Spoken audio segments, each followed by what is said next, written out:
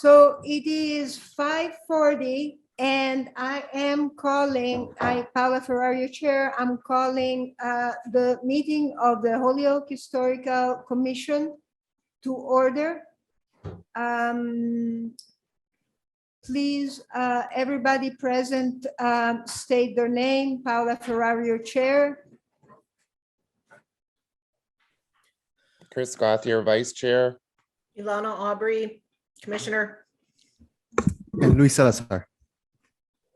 And we have in the audience, Peter Palombello, Bob Cuomo, Eric, I don't want to, Eric Babsky, and Mr. Bikers for Edaron. Excellent.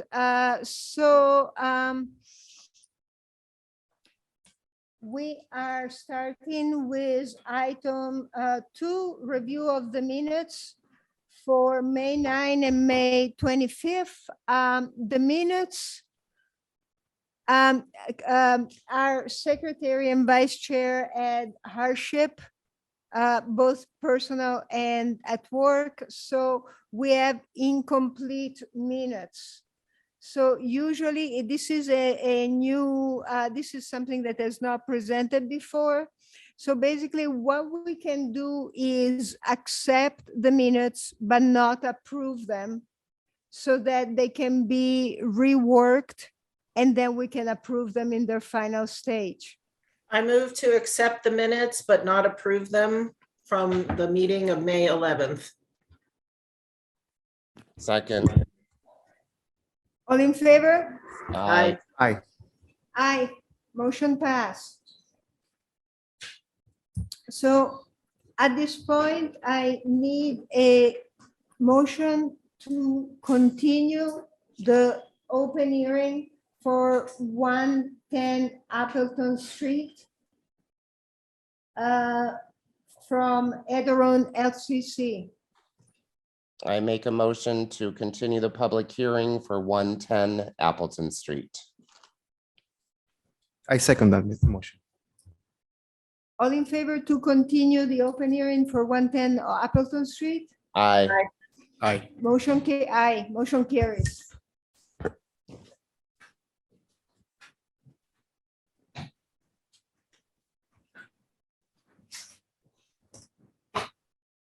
Test. Can everybody hear me? Yes. Yes. My name is Eric Babsky. I'm here representing Edaron LLC in condition with the demolition of 110 Appleton Street. So one thing I heard from Attorney Deegan, we have received the affidavit from the lending institution for the property that, according to Attorney Deegan, will protect the city if the building is demolished at this point. Does everybody understand? So let me explain. The building right now has a mortgage. Because it has a mortgage, we cannot proceed to issue a demolition, like the city cannot proceed to demolish a building without an affidavit from the institution that lending the money that would be okay. So Attorney Deegan received the document actually last month, and she has sent it to me, and she said that it's adequate for us to proceed and that it's adequate in case a demolition will take place. Okay.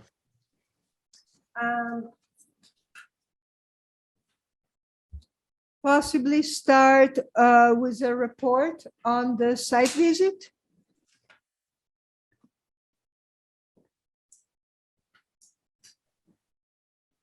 That would, since I haven't attended, maybe someone could talk about that.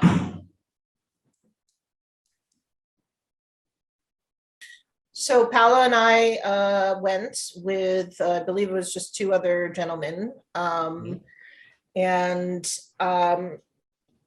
it's an interesting location because it abuts the train tracks as well as an overpass and a retaining wall. So there are a couple of sort of significant architectural components to the location.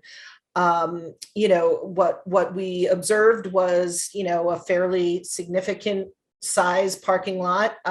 They informed us of the addition of a second building that did cut back on the parking.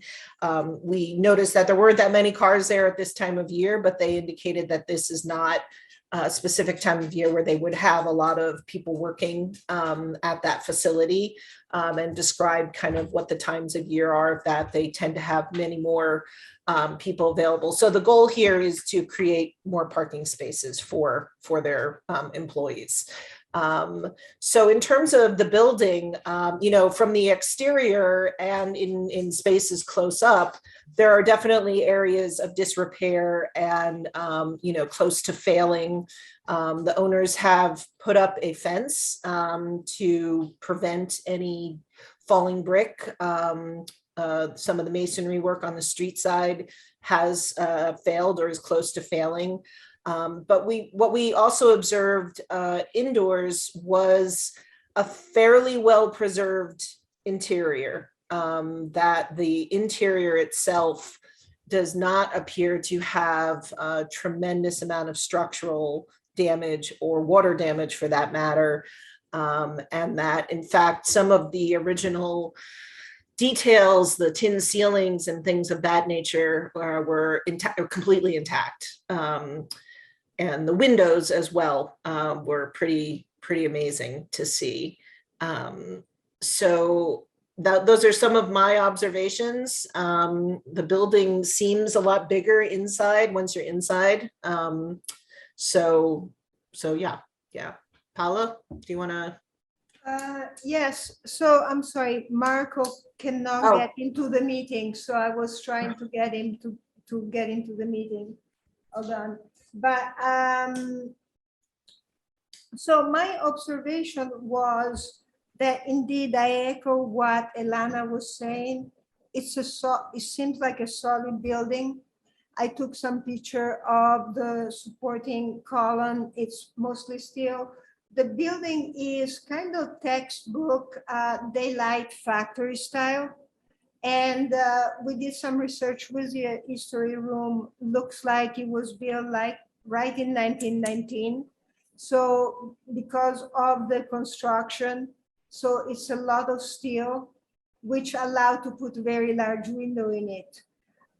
To me, the part facing the parking lot, there's significant repair to be done.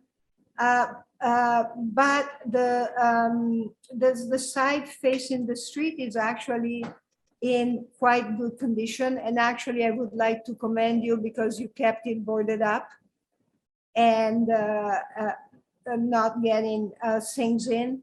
It was interesting. A lot of the original window are in place. They could be functional or could be replaced. Looked like the building had a very 1960s, 70 wood panel remodel, but could be gutted and seem like a solid structure. And also, from the street, it's nice to see that it echoes the symmetry of the Sullivan reuse company on the opposite side with the railroad track right in the middle. So those were my observations.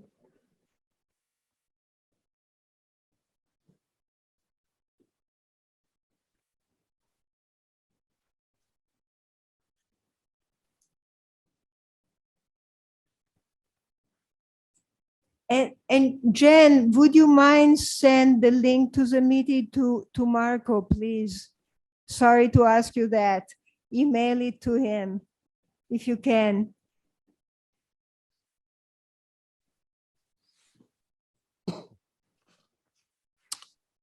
So I just wanted to thank you guys for coming out and touring the building. I know a lot of questions were answered that day, so I appreciate you coming out to see it.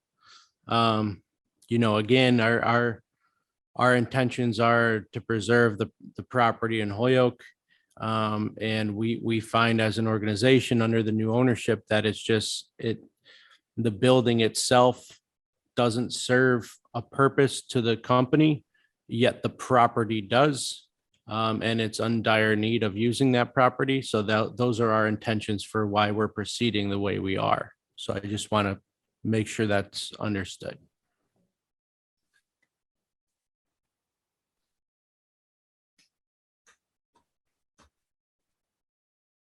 Question. Yes, Commissioner Gauthier. If the building was to come down, how many more parking spaces would it create? I think it was. That's a great question. It looks like about 30 to 40 parking spaces. We're still waiting the final site plans. Those are due at the end of this month, within the next 2 weeks. A survey was done last week at the site by the engineering company that's doing the site plan. So I will have that confirmed information by the end of this month. Okay.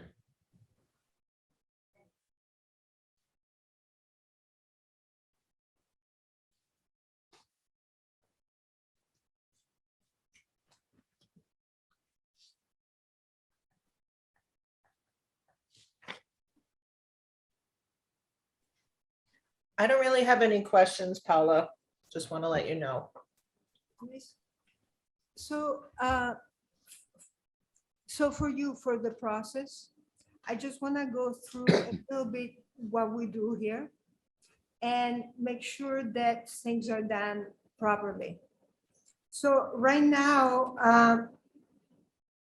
our job, and if you read the demolition delay ordinance, basically what our job is to the main point is to protect historical and aesthetic quality, distinctive architectural feature of the city, and promotion of public welfare. So basically where we are now, we have a building that is over 5,000 square feet. And with the estimate, and it is assessed with the land at $27,900.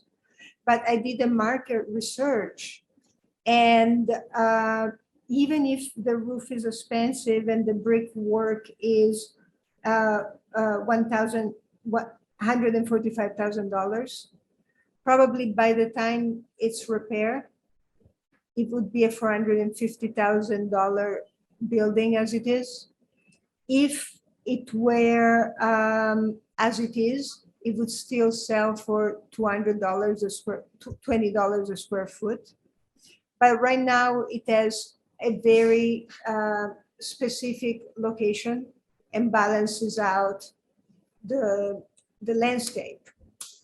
What we need to from you, and it's important that you give it to us, is when terminated the site plan, so that we can see what it is, and that you really explain to us why those 40 parking spots are so important. Because again, it's that the building is 100 years old, it's in good condition, it's a very specific historic style. It is an asset.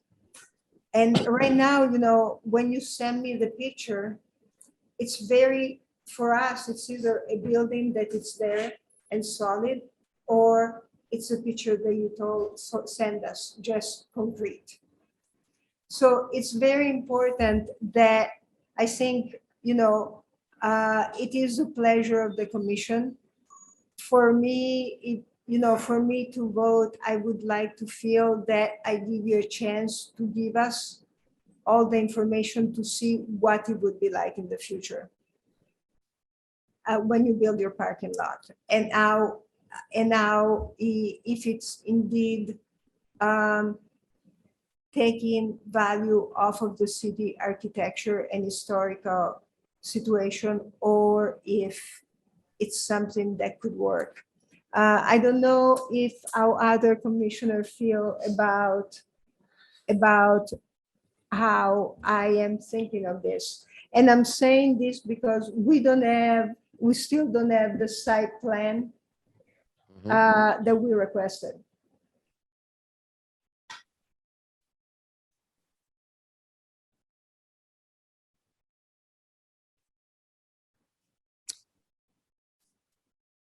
Can I make a motion to continue the hearing then until we get the site plan?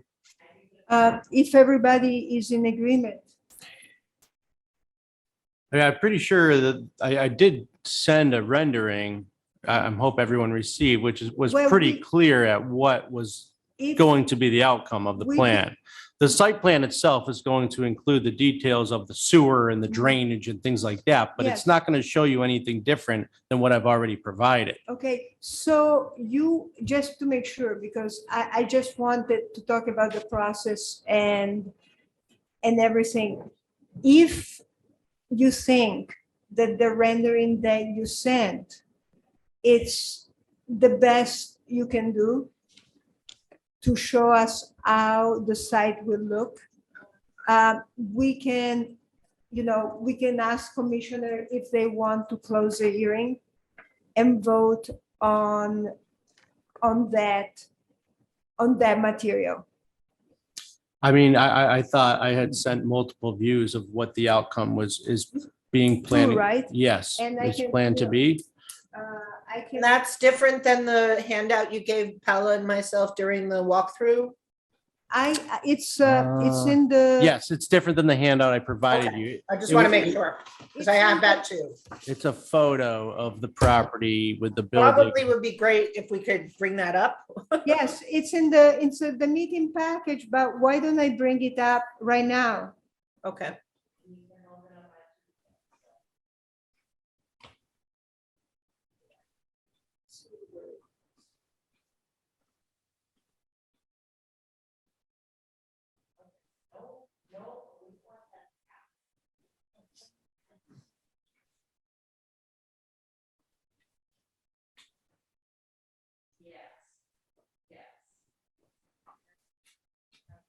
These are the photographs that are in the handout, right?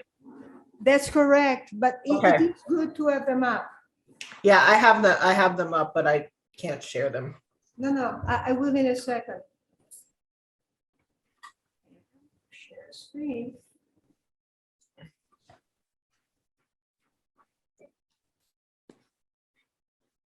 Welcome, Marco. Hi, everyone. Thank you. I'm so sorry. I just assumed it was a remote meeting, and then I couldn't find I was running late. I was just going to be a minute or two late. And then I started to drive in. I turned around and came back home. Call after I to saw that Paula order, texted Marco. me. We're right in the middle, but Excuse me. thank you. And welcome. So this is one. This is the other. That's correct. So do people know what they're looking at here when they're looking down, particularly this image? Yes. So when Paula was talking about the building mirroring both the retaining wall and the structure itself, this is the building, these are the two buildings, and you can't really see the retaining wall. But Paula, this one on this side was done in marble or No, Marble? No, no. It's not marble. hold no, on. concrete slabs. Yeah, hold on just a second. I can pull up photographs of it. I believe I sent the original too. May have not, but.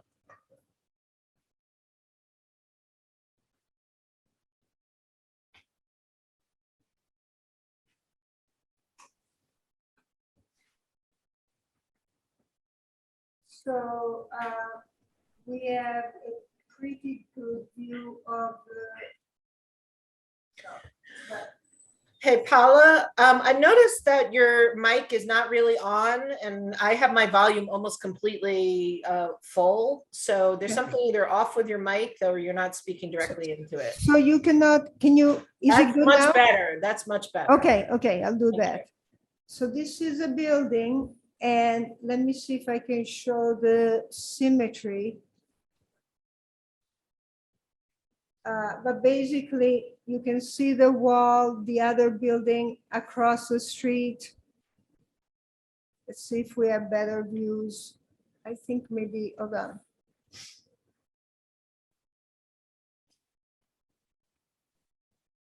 So you can see the wall there.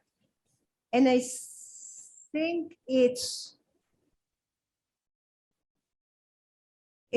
what is it? It's steel, stucco, brick, and cement? It's poured concrete, Poured concrete.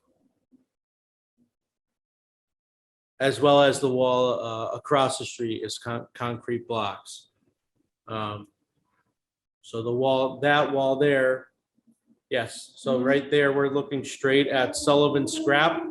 The building that's coming down is on the left-hand side of the image.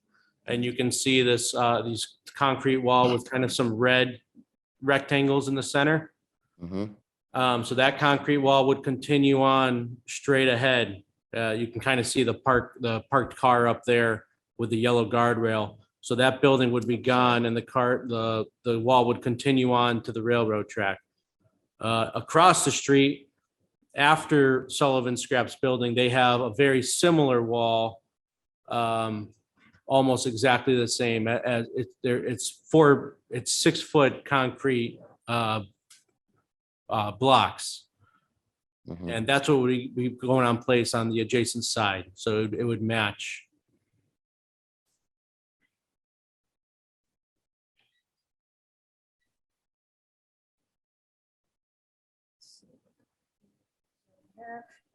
So this is a pretty good image of how a straight view looks. It's looking up Appleton Street.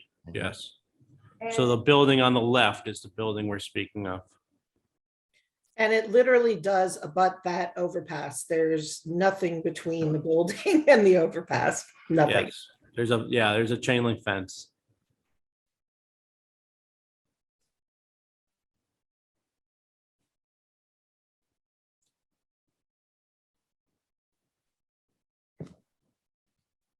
Can I stop? Are we all done with images, or do you want me to go back to some other images?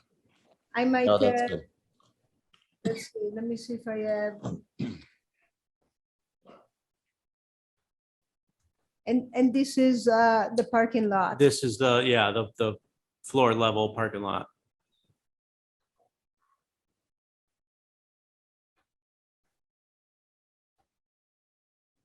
So again, the site plan that's being developed is going to mimic the images I had provided, but it's just going to go into a little bit more detail on the drainage and the water, the sewer system and what's going to be done with that.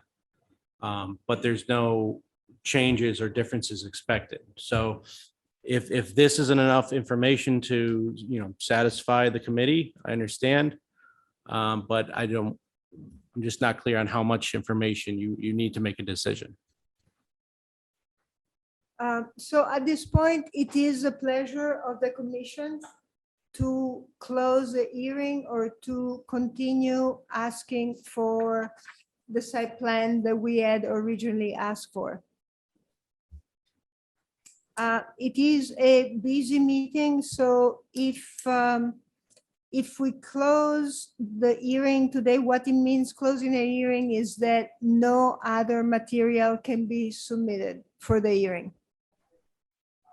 And we can find a new date to deliberate.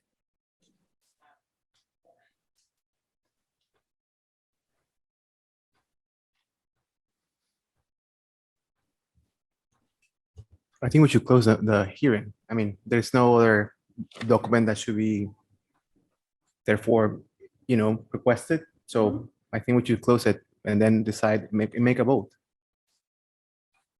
I mean, I think somehow our job is to persuade about the historical relevance. There's some arguments in favor of that, based on Paula's and Ilana's site visit and the research in the history room. But at the end of the day, like, it seems you want the building to be demolished, not either now or in 6 months. I don't see any alternative for us. So it's kind of, I'm just kind of framing the things how they are right now. Like, it seems to be likely that, we can impose a demo delay now.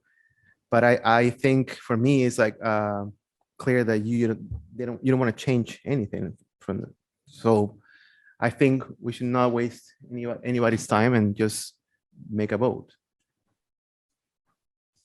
Any other comments? Mm-mm. Oh, yes, please. I'm so sorry. Thank you for doing my job. Peter Palambella, 5 Center Street.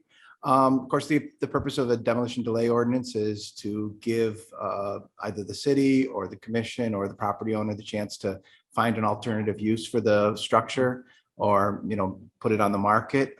The applicants put the property on the market in the past and had no interest for, I think, more than a decade.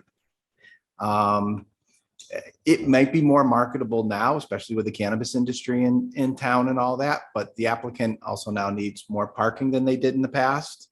And they haven't been able to solve that any other way. I feel it would be a real shame to lose this building. It is a very interesting structure with the 1920s style architecture.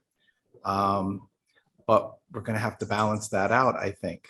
So I would urge the commission to either vote not to invoke the demolition delay if the applicant can't see another way forward on their parking problem. Thank you. Thank you. Thank you.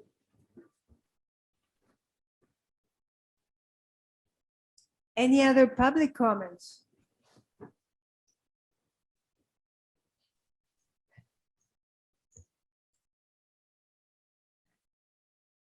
So at this point, I need a motion to close the hearing. I make a motion that we close the hearing on the public hearing on 110 Appleton. Second. Motion has been made to close the hearing at 110 Appleton Street. All in favor? Aye. Aye.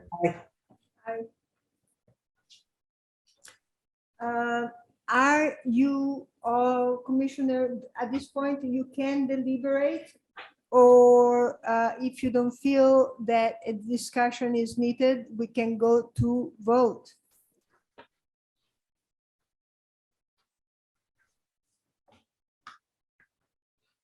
I have a tendency to agree with Peter's summation or the public comment that was made just a few minutes ago, along with what Louise was saying. We can't save every building. We don't have, in a situation like this, there has been some due diligence around trying to find other use for the building. But in terms of what the need is for this particular business that has been in that location for quite some time, this is their only solution. So it is unfortunate to be losing a building of that quality. However, it seems to be inevitable in this situation. Mm-hmm. And so, as you know, as the chair, I have the duty or pleasure to write the note of decision. And, I just want to remind everybody that this is a solid historic building. So, of course, the will of the commission rules, but there might be a dissent in my notice of decision also. What I'm saying is I will have to write the notice of decision. And it's going to be very, basically from what I'm hearing from you is that the commission decides to destroy this building. because because I will have to write this, is it correct that you believe that the a 6 month delay is not going to make a difference for the applicant? And therefore, we might as well support a local business. Am I understanding this correctly? Unfortunately, yes. Okay, so I need a motion to, the motion has to be made in the affirmative to motion to impose demolition delay. So if I can have a motion, We're making a motion, though, to not impose a demo delay. no, the motion has to be in the affirmative. So you need to make a motion to impose a demolition delay. And then we vote, yay is you vote to impose, nay, you vote no to impose, Mhm. A is abstention. But because it's constancy, and in our past meeting, we always make the motion in the affirmative. Okay, Okay. go ahead, Alana. You want me to make the motion? I'm horrible with double negatives. Come on, Marco.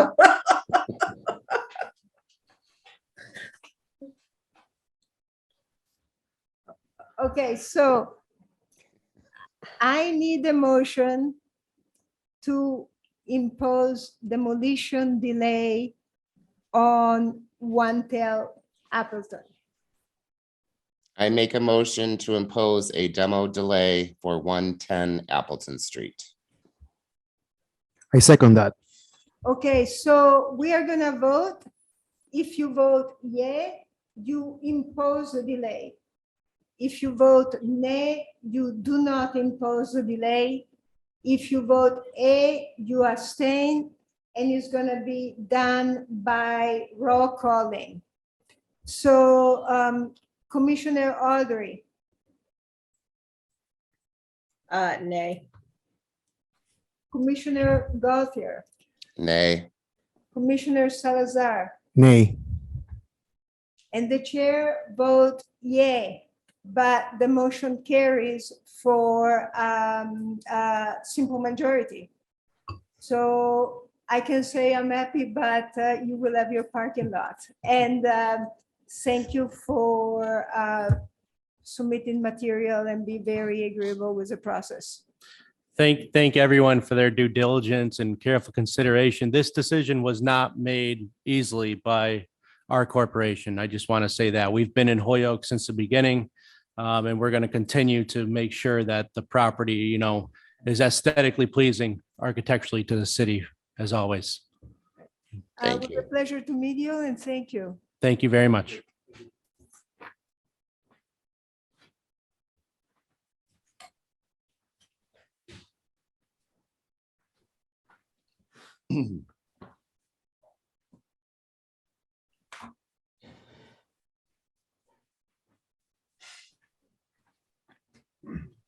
We are moving now to item 4. And I'm gonna take a minute. We have special guest, Shannon Walsh. Shannon Walsh is the historic preservation planner from the Pioneer Valley Planning Commission since 2017. She received a Master of Science from Boston University and a Master of Art from Savannah School of Art and Design in Historical Preservation. She has been very gracious and generous, helping Holyoke with the city plan and helping a lot of commission and departments to kind of moving towards a better plan way of preservation. And she's here today to hear from us about ideas and suggestion on how to bring forth the tourism plan. Tiffany and Shannon, thank you so much for being here. And I think maybe we start with you and then we'll go from there. Sure. That's the nicest introduction I've ever gotten at a historical commission meeting. Thank you. Sure. Yes, and as you said, my colleague Tiffany Menard is here as well. I think Tiffany might have another meeting, so if she hops off, that's why, but we're happy to be here. Hopefully you can hear me okay. I apologize, I'm in my car. My daughter had an unexpected soccer game tonight, so I'm in the parking lot and she's playing right next to me.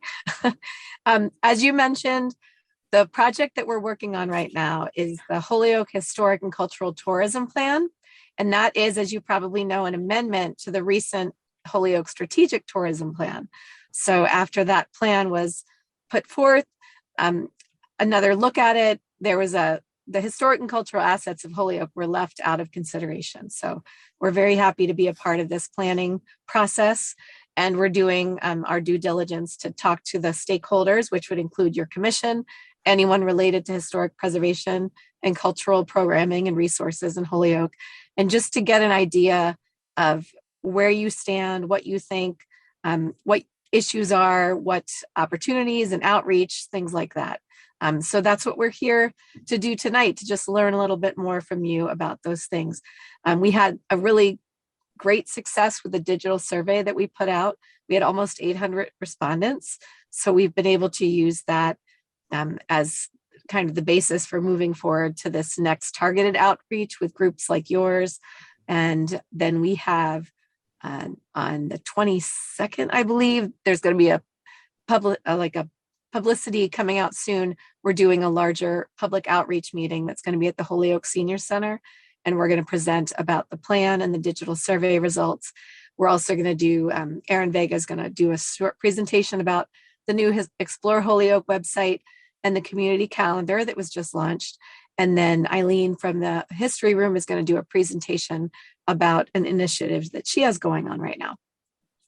So for that long introduction, I had sent you a pretty lengthy list of questions just to consider. We certainly don't have to go through all of them, but it was just to get people thinking about some of the things that you'd like to share so that we can make sure that in this plan, we're reflecting what your organization believes and what you're trying to do in your role as the Historical Commission, Local Historic District Commission, and other related groups.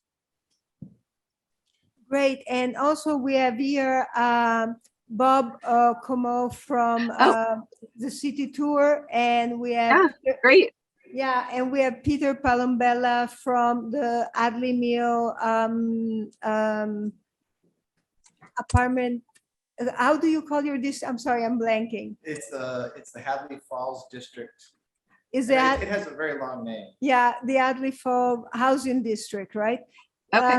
Which some commissioner had just had a tour, and it's just a wonderful historic district, which would be great to include in tour. But so Great. Okay. So maybe what I would like to do is have a slightly looser meeting here. So maybe the commissioner can start talking and you guys just raise your hands if you want to butt in anytime or when you feel it's the right time for you to speak. Excellent. Sure. And I'm going to just take notes. So if I'm looking down, I have my computer here with me. Oh, and last thing, Eileen Cosby was going to be here, but she actually got caught in mom duty as well. So she won't be with us, but yeah, I also wanted to mention, I'm really interested in her Dwight Street tour.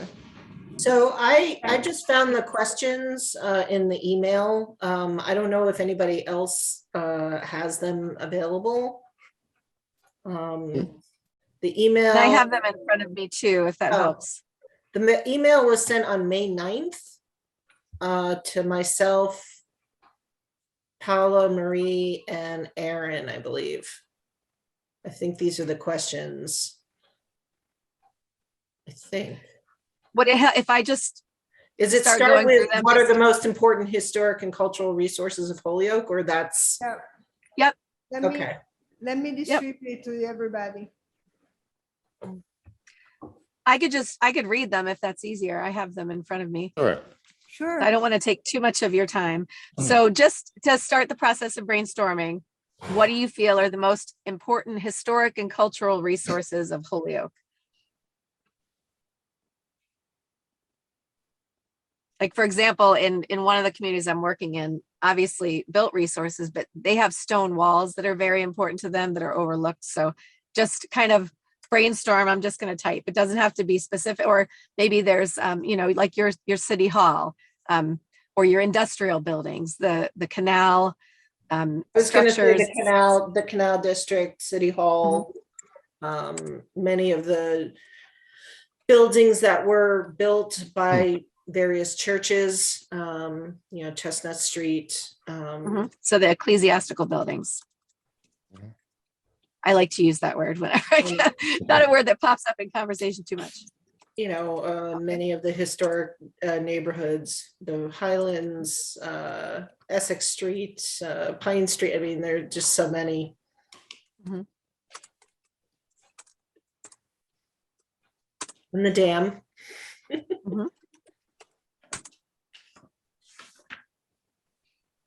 What about some of the trails and scenic landscapes? A lot of the respondents to the digital survey were, they very much love Mount Tom and the natural spaces that Holyoke has to offer. There's Scott's Tower or Scott Tower. I would be remiss if I didn't say the Fairfield Avenue Local Historic District. Yep.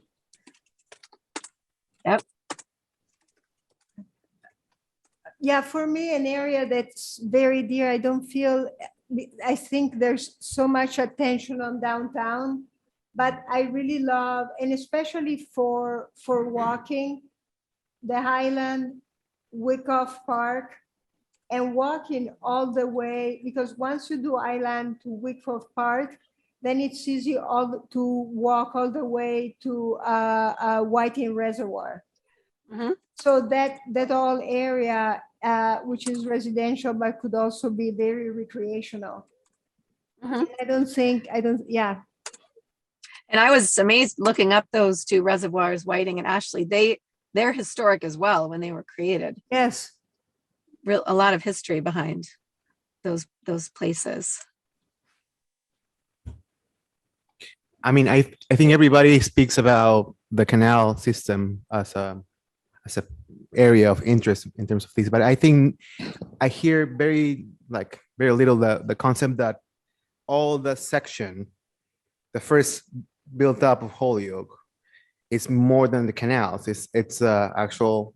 We spoke a lot about archaeology of the industrial America, and that concept, that umbrella thing, is never in any conversation. Everybody goes into the specific buildings, but there's the storytelling is much bigger. And I think, I always read in surveys and conversations canal system, and I think the canal system is just a way to generate energy, but I think there's not actually storytelling on the in a more systematic way from all the mills that started like a long time ago. Yeah. Okay, those are good. Okay, so here's another question. What are the main barriers for your various groups to protect and advocate for Holyoke's historic and cultural resources? And Shannon, Like some of the can I- things we just talked about. Shannon, can I say one more thing about? Oh, sure. Yep. And this is an idea that somebody talked to me about because I hadn't thought about, but it's important. They said, why not the river? People don't just consider the river. And actually, one thing that I have done from the island, I have walked the railroad track all the way down to Polanski Park. And I think also try to think of creative way to involve the river more. And when we had tour of the downtown, often we included the South Hadley Library just to have the view of the river and the city from the other side. Mhm. So that was an important thing. Sorry I Yeah. interrupted you. Oh, no, that's okay. And Tiffany and I went down to Holyoke Rose, and that's a beautiful spot as well. That's a resource. And then the Holyoke, what is the other one? It's more of a private club. But there's a historic building there. The Another Canoe one of the- Club. Canoe Club. The Canoe Club, thank you. So because we're trying to promote things that everybody can enjoy. So we're focusing on Holyoke Rose, but I know the Canoe Club has a historic building there as well.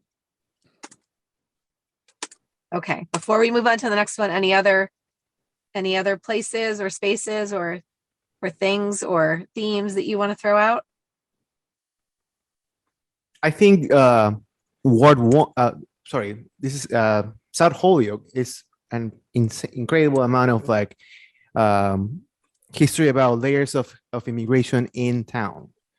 Mhm. And then I think once again, that's not organized that way. It's always like something, insular, but I think every single layer of immigration in Holyoke or in the area also, Germans, Polish, French Canadian, Puerto Ricans they're all started in that spot. And I think In South Holyoke?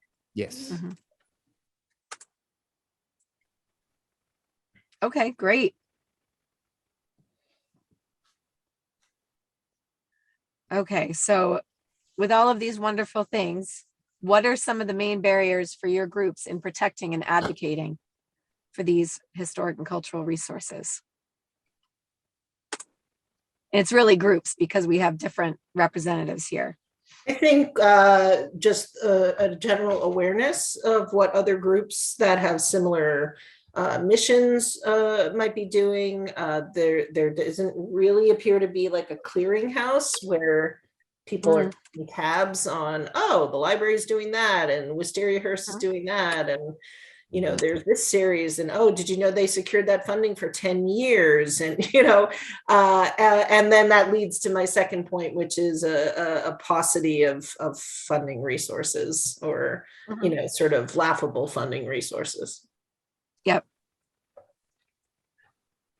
I think with the exception of the tours that are always organized and well-structured and informed, I think there's a lack of a storytelling script, Lack of story, like there's like a no clear way of sharing the story. Yes, I think, this is a city that was planned on paper.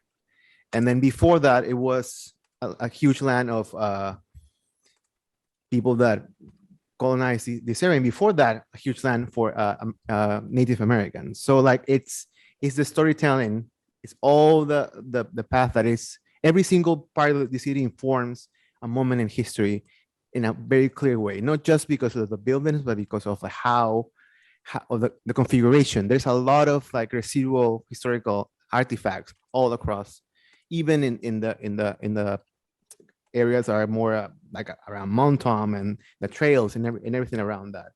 So there's no clear storytelling about this piece. Every time I go to every other town, there's not enough information to build a powerful storytelling like in Holyoke. Like Holyoke has it all, but it's hard to tell the story from start to finish. It is not that hard to tell the story. It just needs an approach. I think that all the pieces are there. Okay. I think one sec, let me say something and then one thing that's important for me is that, one thing as historical commission, we are very overworked with bureaucracy and all of that.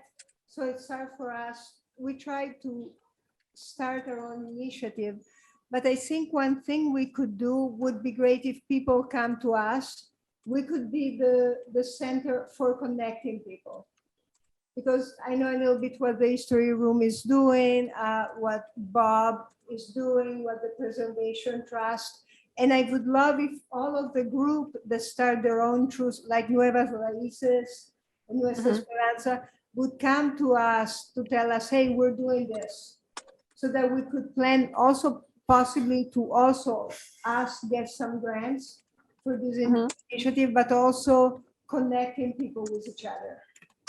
Mhm. And Bob, please. I think Aaron made a great site that opened last week. Come very close to the micro. Aaron made a great site started last week, exploreholyoke.com. Mhm. And it ties Yep. together very well, and it's very well organized too. Mhm. And any group can add, it's you send in the information and then his assistants verify it, and then it's approved and put up. So it ties all events, and it also ties restaurants together, retail centers together. So he's done a great stride in that direction. Mhm. Thank you so much.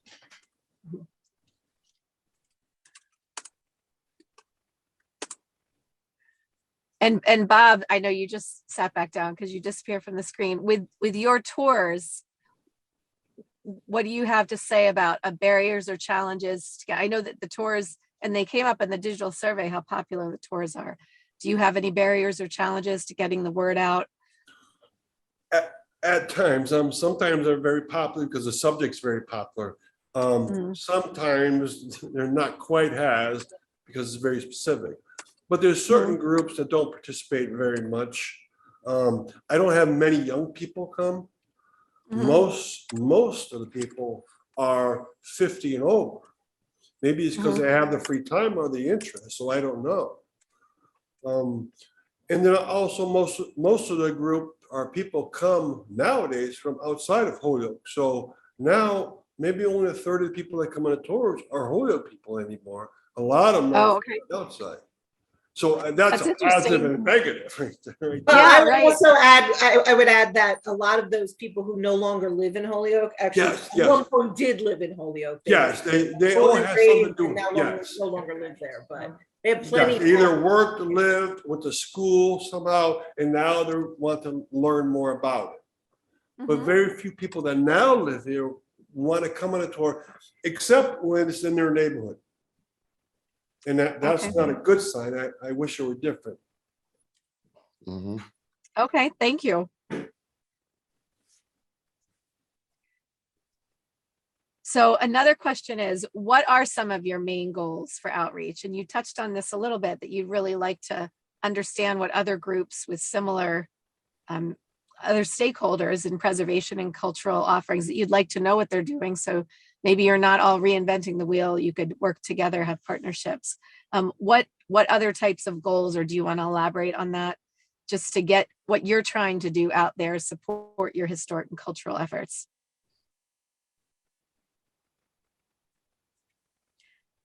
Like, I'll use the example, I used to be on the Springfield Historical Commission, and there's so many local historic districts in Springfield, and we only have one commission. There's not a historic district commission.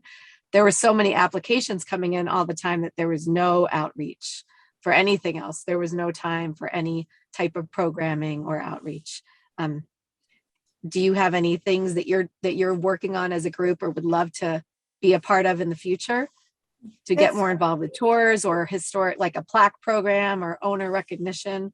Anything happening or things that you're interested in doing? Well, that's actually, Sharon, that's where we are right now. We are, and I think I can speak for the commission, correct me if I'm wrong, but we're so overworked because of CPA, demolition delay. We're trying to carry through a new preservation of historic building ordinance.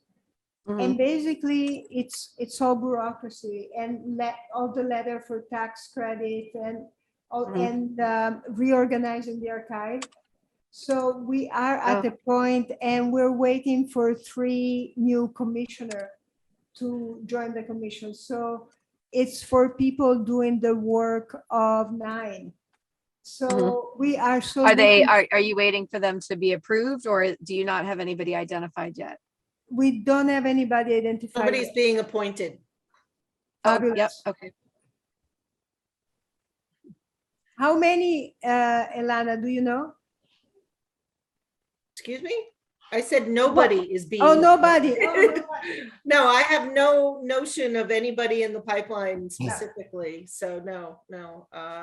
It's not clear why we're not getting new people recommended to us. So I'm going to put that as a major challenge for your group in particular, is capacity for one thing.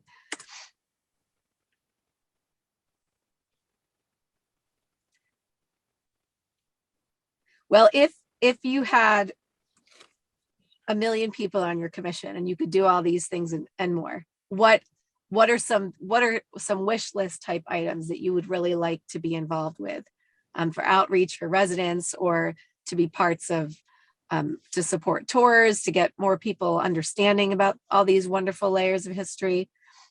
But what's the big ticket wish list items? I think just getting our voice out there.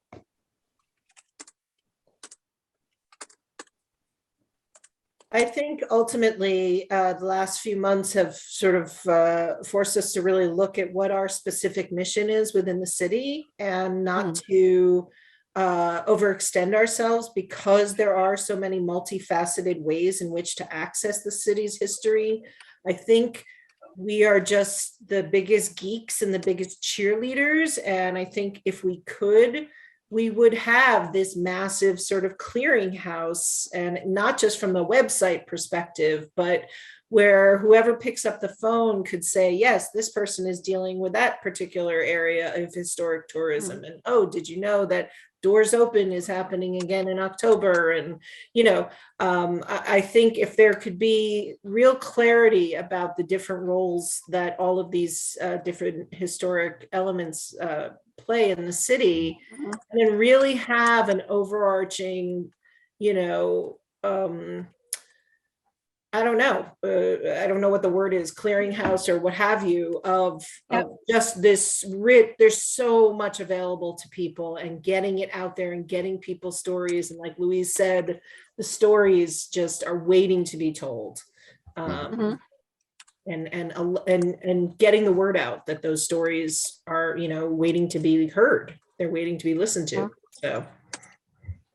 One thing that we'll be talking a bit tonight, and because I tend to be ceremonious, I like ceremonies, we are trying to bring back the historic plaque for houses program. And right now great. we had a little bit of a challenge on the price of the plaques. So people in certain home and neighborhood that would have no problem. But I think we are at $250 per plaque. But I would love to have, the plaque coming back and with special ceremony, giving them to people. And just to kind of maybe bringing community together while the plaque is being delivered and all of that. I heard that during the historic garden tour. One of the people whose home I volunteered at said multiple times that they would like to have a plaque on their house. And I think there is a piece of our mission as a commission is that we don't have the capacity now to publish anything. And it's in our purview, but we don't have the resources for that.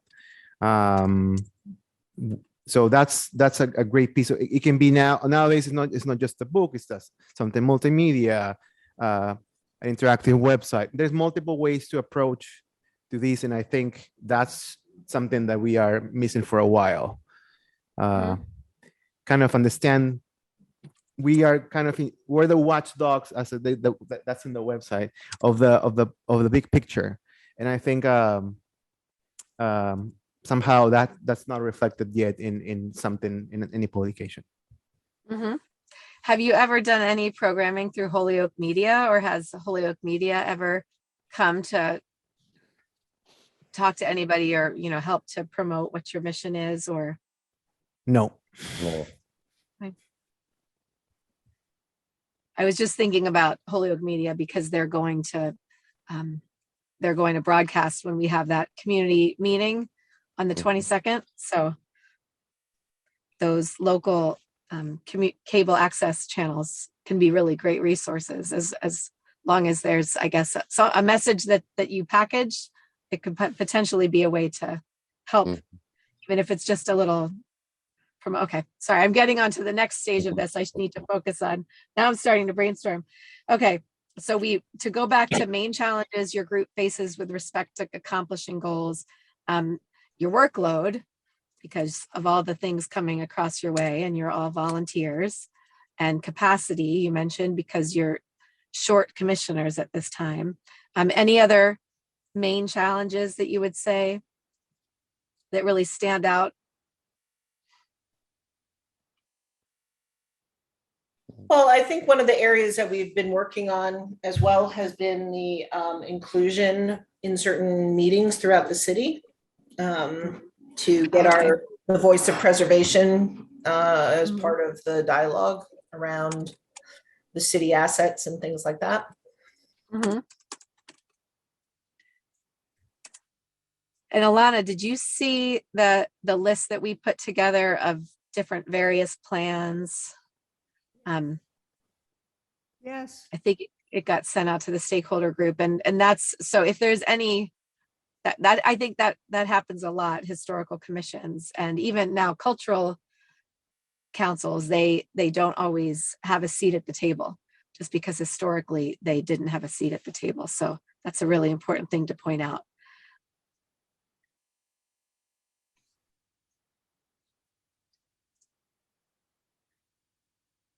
Okay. You know, one thing, and it was great to go through all the list of initiative of research that people have done. And I think, you know, it really brought me back to thinking one thing that I hope, and one thing that I think hopefully we're going more towards, is to have very conscious city planning. And, you know, I saw the research of students, you know, trying to recreate neighborhoods and greener neighborhoods and all of that. I think, you know, it's very important because I think historically Holyoke sometimes had development that is not being properly thought out. And I really hope that partially interest in tours, seeing how the city is walkable, how people move, will also bring a parallel effort from all the departments to really actively think of conscious development. And because we have a lot of empty lot, how are we gonna fill them? Which neighborhoods are we changing drastically? Which neighborhoods are we augmenting by keeping, you know, all of that? I think we very much need that as a city.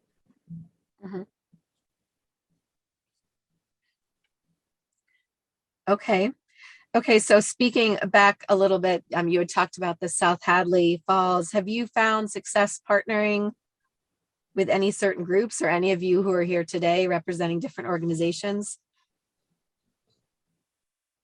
Have there been good examples of partnership to accomplish some of your goals, or? Hello. Mr. Yep. Yes. The Holyoke Preservation Trust tries very hard to connect with many institutions around Holyoke, and they do a great job of doing that. And anyone that asks them to make connections, they'll do that. For instance, I tried to have them connect with South Hadley, and actually South Hadley's have a tougher time in the last half century getting people interested in their history than Holyoke has. Okay. But the Holyoke Preservation Trust also runs like the garden tour, and they ran a Olmsted art contest this year. And that gets people very, very interested, and it gets institutions involved. They got Mater de la Rosa School involved this year very heavily. And they also sponsor my tours. So they come to every one of my tours, which is, even if it's not in Holyoke. And that's 23 tours this year, and they're always there. Wow. That's, and I think I read about the Olmsted Art Contest through your website about tours. Yes, because So it seems like there's good cross promotion there. yes, all the time. And I do things that they don't realize I'm doing for them, but they're such a good group, I just do them. So And I think the group does that. And the more they build relationships, I think the more they'll grow. And they try and try. Mhm. I invited neighbor to neighbor here tonight. I was really hoping they would be here because they're really interested in green preservation and a Okay. quality of life in neighborhoods. And I was hoping they would come and give their perspective on if there was a tour. I mean, I think it would be interesting to have a tour on reuse of all buildings that have been repurposed in a green way. Oh, yeah. Yeah, that's an interesting idea. And I know that the Doors Open Holyoke was such a popular thing. I think people like to see success stories.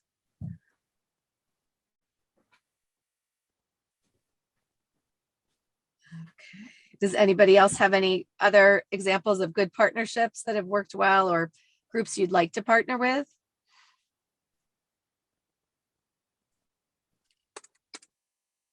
I think the library is fundamental for everything that we do. Mhm. History room or? The history room. The history room has been such a great partner. Great. Mhm. I got to meet with Eileen there the other day. I think I was supposed to be there for 30 minutes and I was there for 2.5 hours. There's so much to see and hear about. I think this was Hold on. Mr. Palombella is going I to think speak. this was a challenge for the Historic Commission in the past. When I was on it 10 years ago, we were very much connected with Wisteriahurst at the time. And the city historian was supposed to be our daily worker. But we eventually kind of lost a battle there with Wisteriahurst, and they took our daily worker away from us. And eventually the Historic Commission ended up here, and it no longer runs Wisteriahurst or has anything to do with it. I think there's been a battle for resources and capacity for quite some time. This is all these questions are very familiar to me. These are like things that we dealt with 10 years ago. Yep. And reflected in every city and town everywhere. Oh, so we're not unique. Yeah, no. Mhm. But the thing about Holyoke, just with us doing this, you have so, as was mentioned here, there's so much to offer. There's so much it's just, you have all the resources. Yeah, I think that's one of the challenges of making an historical assessment of Holyoke is that we're a mill town and we're largely intact. A lot of mill towns, a lot of communities like Detroit, the businesses evaporated and so did the city. But Holyoke's still here. And it's amazing how much of our architectural and historical resources are still here. It is living history. And that's the piece that is not, I don't read or see it anywhere. Holyoke is actually living history. And I mean, I think the other issue is that there's always, under every administration, there's always a new initiative. And then there's layers of them in time. We can go back to other websites and other initiatives around this, and it feels like it's a constant promise, but actually I think it's up to the rest of us to kind of get organized around this. Okay, that's an interesting point. I actually love what you two said, and it's true. Like Chicago, the local government got together, decided how to replan the city, and they did it. But we didn't. But so we are such an anomaly now in time. And so and maybe that's why people come, and you don't know how many people told me, oh, you live in Holyoke. Oh, I was driving, I got off the highway, and then I was by the canal and I just stood there and I was saying, what is this place? And basically people just feel this magical place and they can. But they're like, where am I? It's some weird past and present intact. And they're so fascinated by it.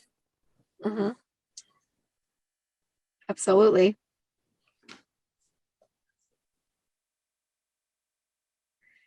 So What about challenges with, oops, I'm sorry, my phone is plugged in and now it's just took a nosedive.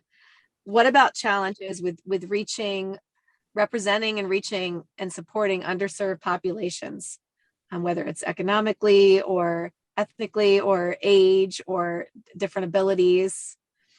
Is that probably something that you can't even approach at this time because of your current workload and capacity? I think to begin with, include certain parts of the population in the history, in the story. Mhm. I think that's not a massive effort. It's just like it's kind of a challenge for certain parts of the population.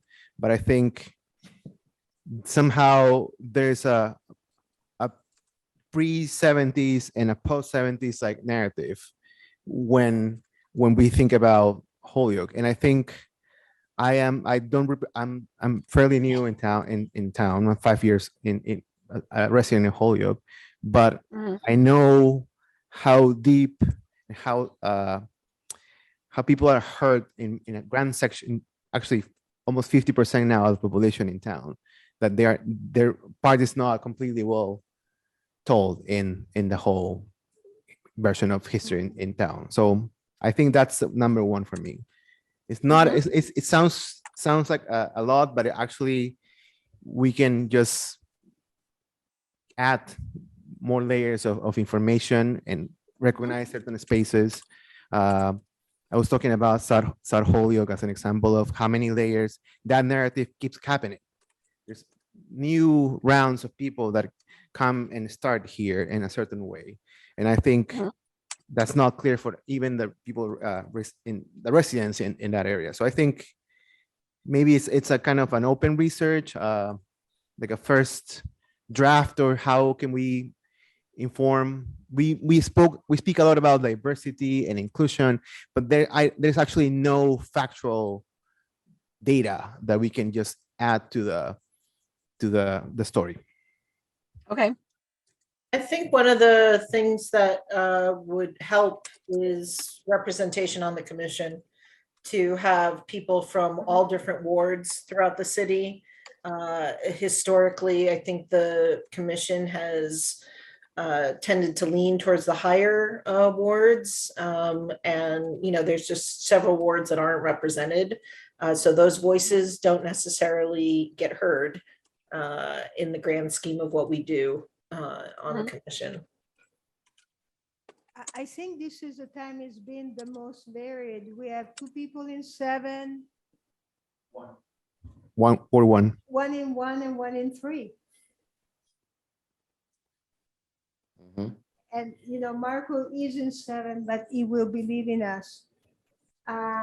So, one thing that is interesting to me is like, the Italo Calvino book, The Invisible City.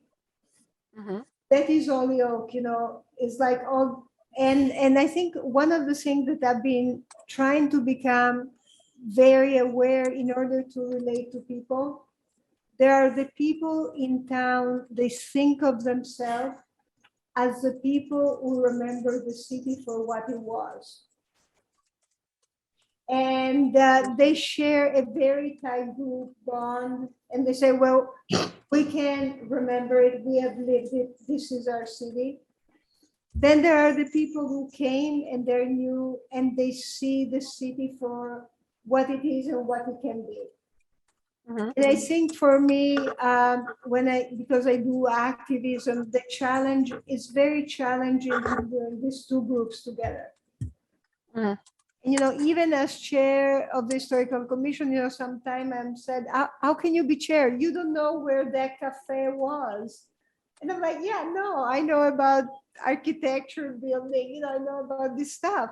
But again, the belief that the knowing about the history are the people who hold the memory. There's a very strong group like that, and that sometimes they self-insulate. And I would love to bring them more in the conversation because they're very knowledgeable, but it's been challenging sometimes. Thank you.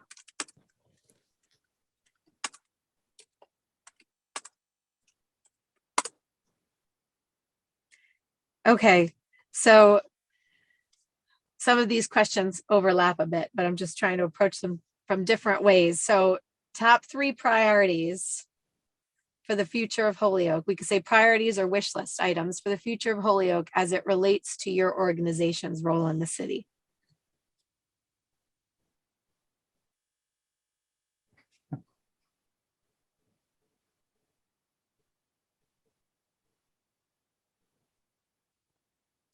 Top 3 priorities or wish list items for the future of Holyoke as it relates to your organization's role in the city. Well, I mean, I think these are some rather lofty goals, you know, like a true It's okay. a strategic, true master plan for the city that incorporates all the, you know, needed modernizations of ordinance and language and updates for the 21st century. No big deal. That's okay. That's a wish list. That's okay. So it's just strategic true master plan for the city that incorporates, how did you say that? You know, I think includes updated language. There's so much language within the charter of the city that needs badly to be updated, badly. Okay. Yep. We have been speaking a lot about how it's so hard to cover all the history in town and how there's a lot of, but I think for me, there's also an interesting fact is that the perception of value of history is still fragmented. I think there's a lot of interest in history in town. There's certain like really important groups are pushing towards that, but then we have been systematically putting down buildings in the last 20 years. So there's the challenge for me is how can in other countries that have been the first is the perception of value of history and then the plan. And I think because then we stay in the little only the spots that are somehow active and we forget about the rest. So I think it's just the narrative or the storytelling. It's for me, how can we move that perception of value in general anywhere in town into the first seat. Thank you. Yeah, I am completely with Elana on this, you know, a really well thought out master plan, the tools to execute it, and a planning and development structure that will bring the capital in, attract the capital in so that this can be realized. Okay, thank you.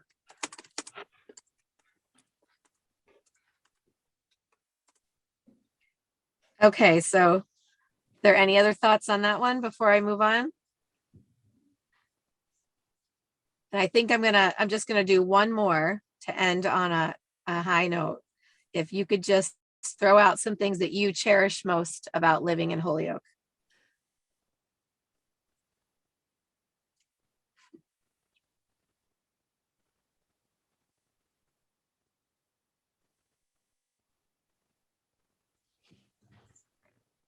I think every time I see something new, another street that I maybe have not seen, just the wealth of what we have in our beautiful city of Holyoke. Thank you. With the exception of the last 2 years, I would say relative affordability for housing. And yeah, I think it's near impossible to not appreciate the history available everywhere you look in the city. So, and I think the proximity to other communities that are, vibrant parts of the valley as well.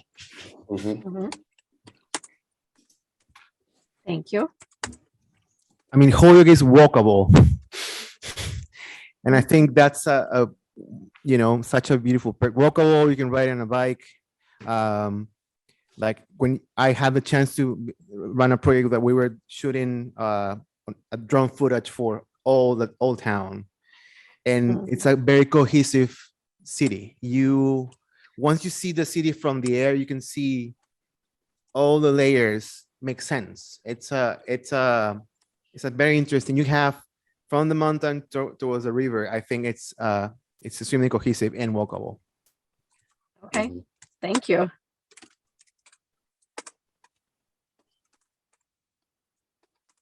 And for me, it's a city that has the power to make me fall in love with it all over again. And when I think I know it well, there's always something that surprised me or amazed me.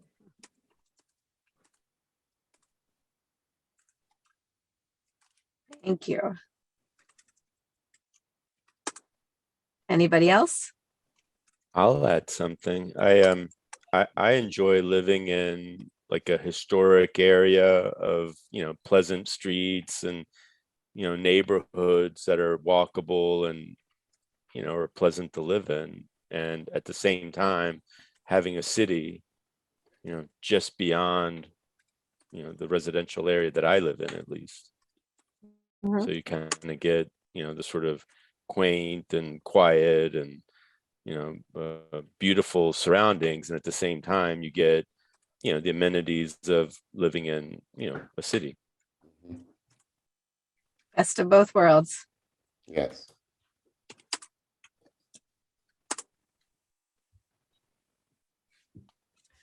Okay, well, before I leave you, I know you have more items on your agenda. Is there anything anybody wants to add? Anything, any last minute thoughts?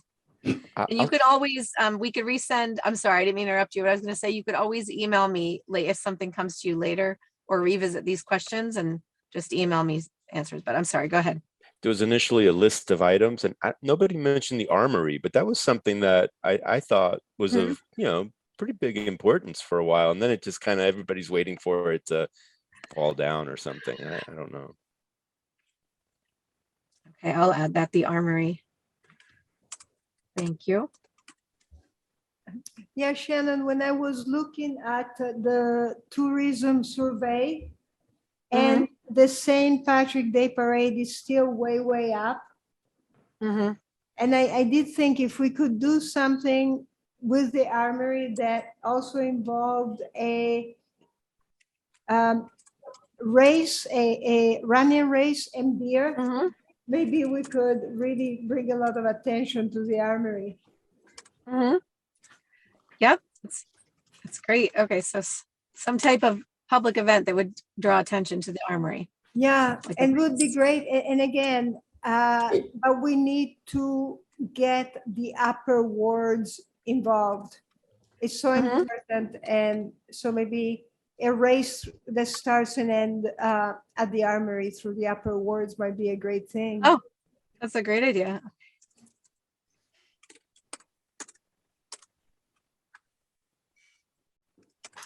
Final thoughts. I was just thinking about basketball and the history of that in Holyoke and how that comes to be through mostly the German mill owners at the time, worried about the health of their mill workers. And, places like the Turn Hall were an offshoot of that, and it still exists today. It's still there in South Holyoke.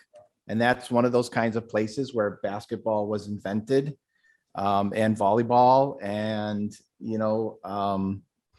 it's just kind of amazing the levels of history that we have here. We could go on and on with these lists. But I was also thinking about some of the older history of Holyoke. I was talking about some of these questions last night at home, and my husband was like, why aren't we talking about things that happened before Holyoke, before it was the city of Holyoke, about the Irish who came here before then in what's now called the Flats. It used to be called the Patch. And we don't really know what was going on in town at that time. There's virtually no history on that. And the time before that, during the colonial times, there's all kinds of colonial history that actually happened out here. But it seems like the state never focuses on it unless it's in Boston. There was just as much activity out here at one time, but we don't hear anything about it. And I think that's kind of the fault that we don't have a regional authority for that. It would be up to one city or town to build something on that level.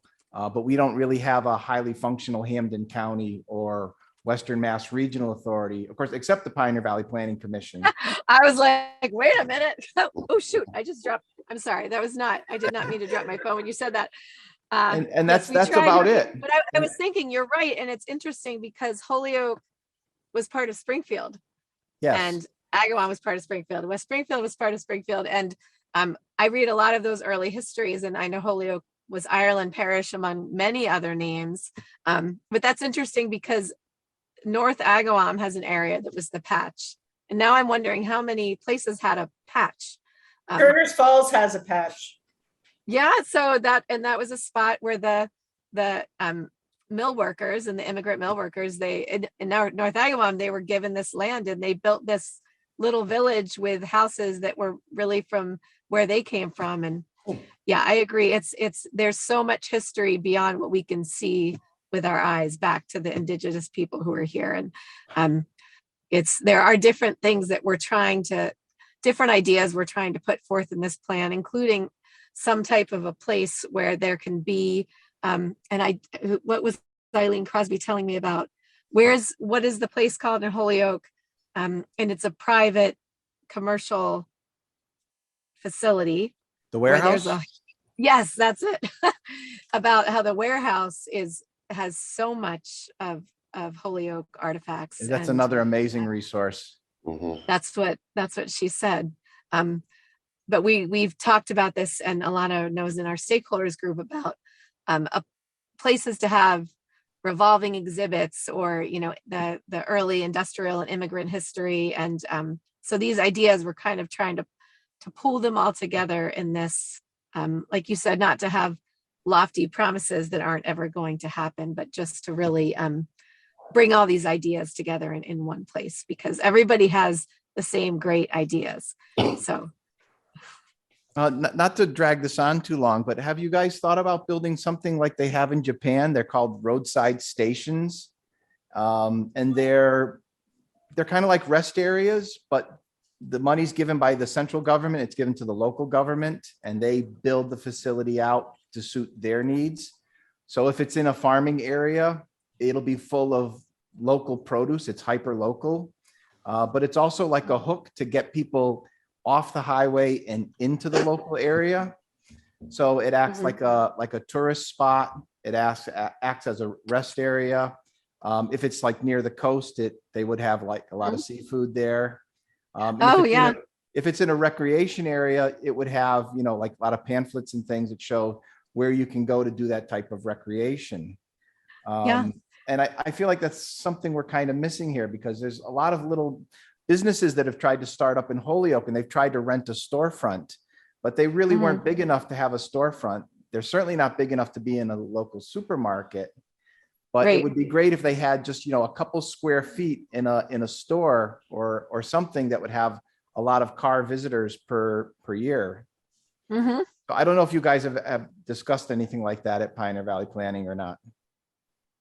Well, it made me think that even when we went to see Holyoke Rose, the Nuestras Races spot is easy access, and it's on a road that's heavily traveled. And in Springfield, there's a nice farm stand in one of the neighborhoods that's a community garden venture, but they got grant money and they built this really nice looking, it's more than a stand, it's like a little building that is where they can sell their products, but it's something that draws people to that spot. But yeah, I think it's all, we're part of that bigger planning process. But that's a great idea.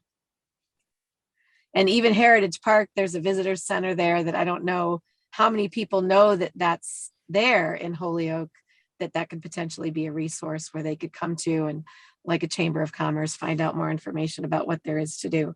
But I know that they're also hoping that the Explore Holyoke site will be an easy way to kind of connect the dots and find these places to eat or things to do, to draw people in, that they have more than one thing that they can do that day. Okay, anybody else have any other things to add before I let you continue your meeting?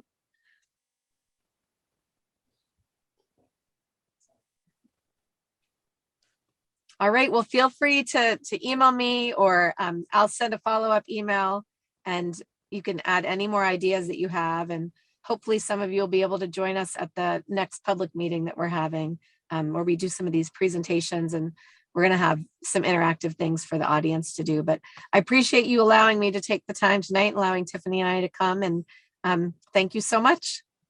Thank you. Thank you. Thank you. Have a good night. You too. Thank you. Bye.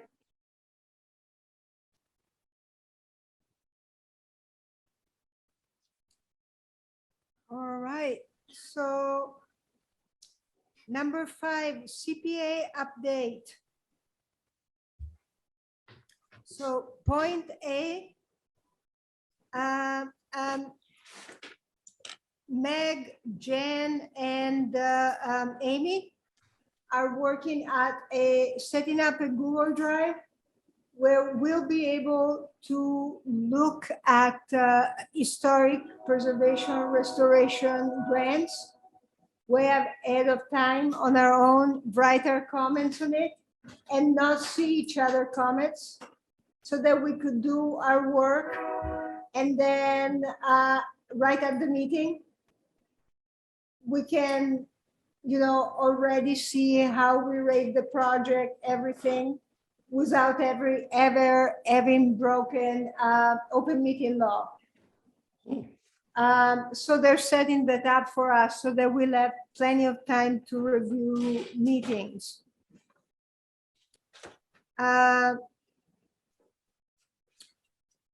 They are asking for our approval for the workflow document that was in the package that we have been looking at for some time. Should I put it up on the big screen, or do you guys have it in front of you? I'm sorry, this is the historic significance assessment? Is that what you're? No, referring this to? is No? this, hold on. Sorry, I pulled up a bunch of things for the meeting, but.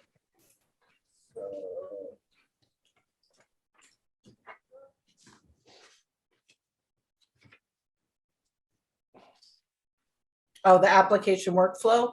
Yes, yes.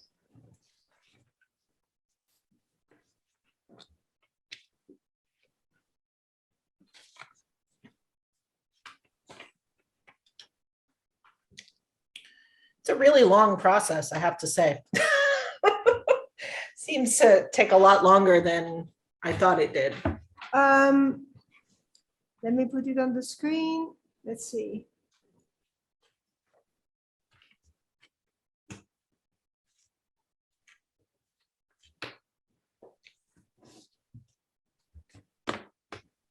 It is a long process, but partially it was done because once a lot of grants fell through, because the moment they understood that they had to sign a preservation restriction, they would back out. So it's partially to guarantee that is happening. Also, we meet every month, so it's like there's a process that is throughout the year, and it makes sense. I think that the workflow is super clear and transparent, in my opinion. Is I read this multiple times in the past, and I think it makes sense for the money, the CPA funding, and for us, give us the space to do it. I think it's reasonable. But yeah, I have no comments about it.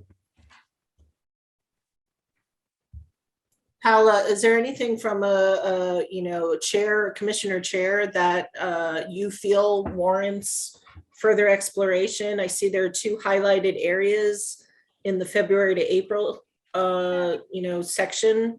I don't know who did that, but are those areas that there's some concern about?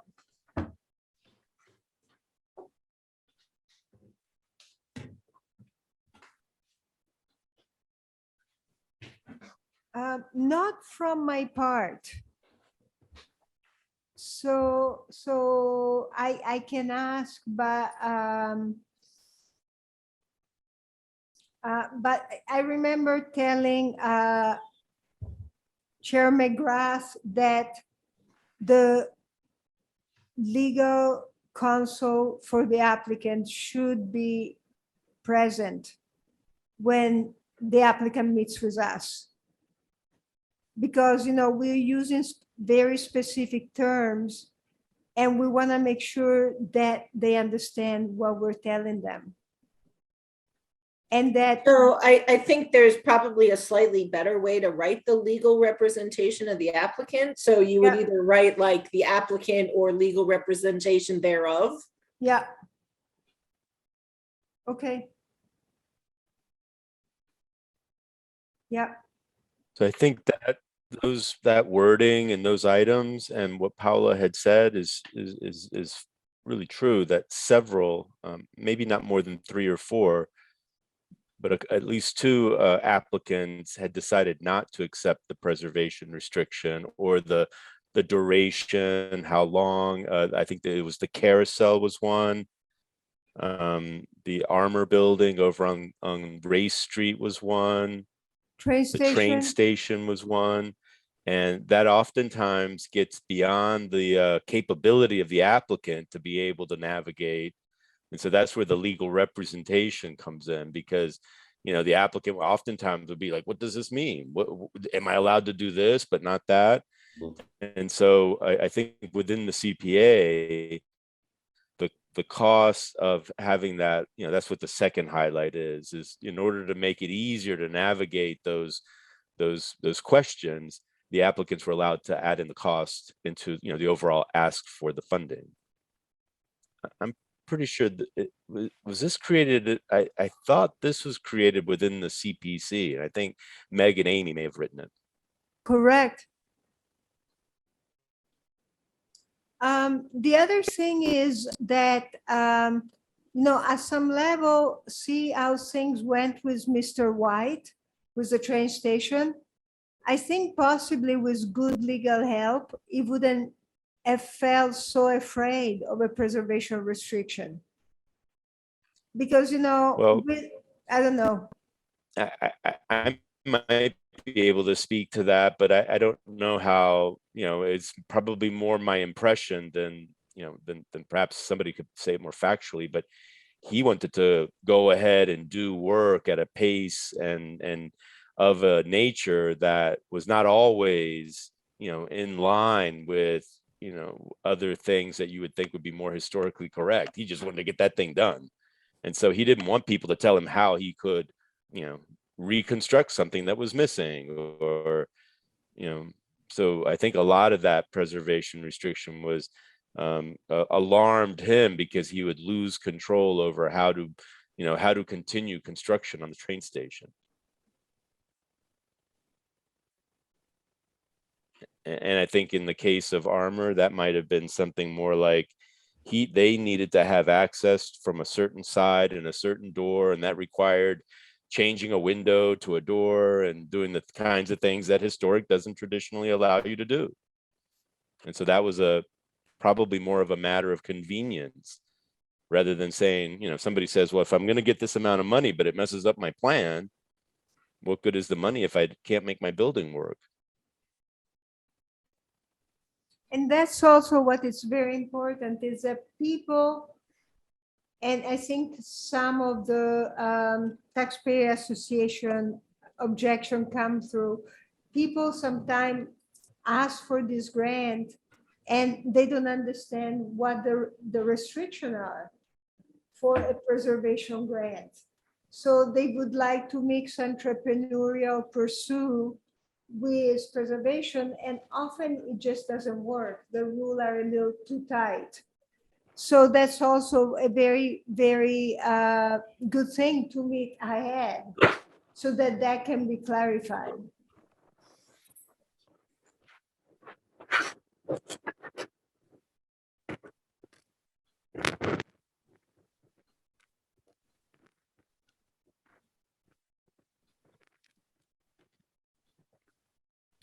Do you think we can approve?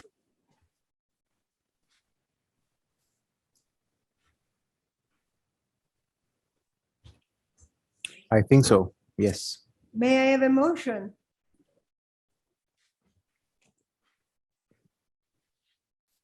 I move that we approve the current CPC workflow, applicant workflow form. Second. Yeah, I second that, yeah. Okay, the motion is to approve the current PCP workflow, CPA. CPA workflow chart. All in favor? Aye. Aye. Aye. Motion passed unanimously. Thank you.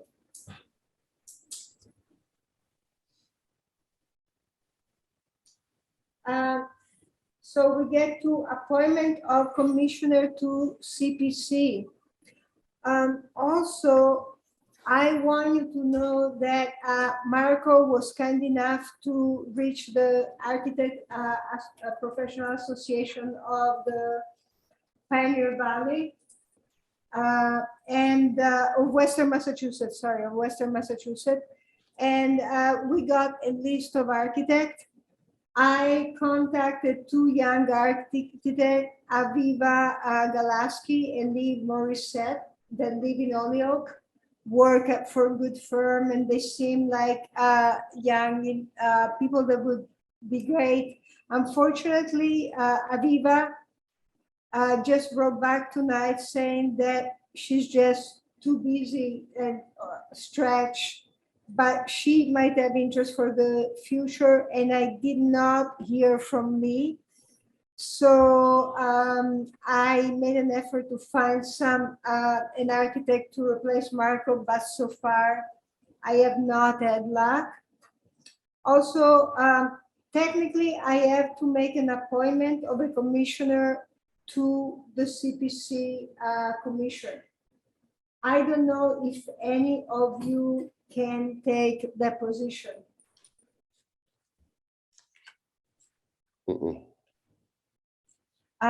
I will write again to Mayor Garcia and ask for appointments. I also want to see, because this is a very serious situation, because basically this would stall the CPC process, the CPA process, and I just want to make sure that in no way, we can lose our certified local government position. So I will try my best to convey how serious this is and how we need appointment to the commission.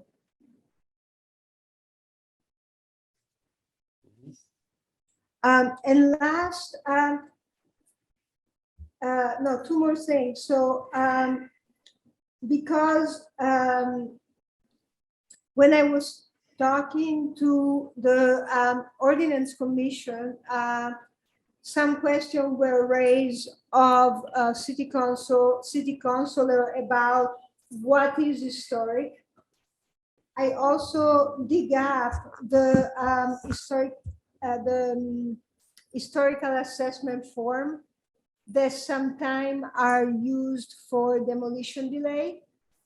And I propose to Chair McGrath and Amy that maybe in some cases, or maybe a standard, we can have them in front of us, maybe roughly fill them up, or if we know it's a building that could possibly cause questioning, if we decide that it is an historic building and that it can be a building that has an applicant that applied for a CPA grant, we could use those assessment forms to justify it, so that they can be of use for CPC member and for city councilor, so that we don't have any more a situation where people say, why is this project historic? Why is this building historic?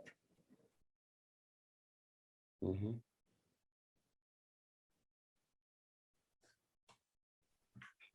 But I think we had used them scarcely in the past, but I think that's a very good form to take out as we look at project, and if we have to approve to decide that the building is historic.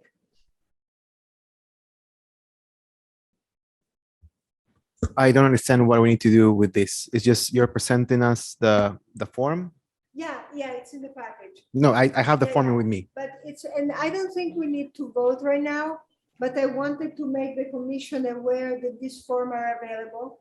Okay. They're well thought out.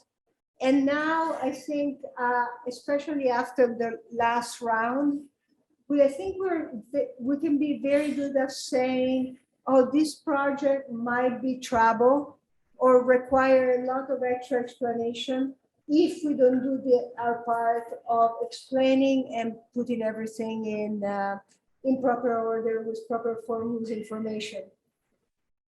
So Paula, can I just ask, is this form used during, as part of the sort of problem properties group? Is this a checklist that they utilize to keep those problem buildings, that they're aware of the historic significance? No, but you just gave me a great idea and I will bring it to them at the next meeting.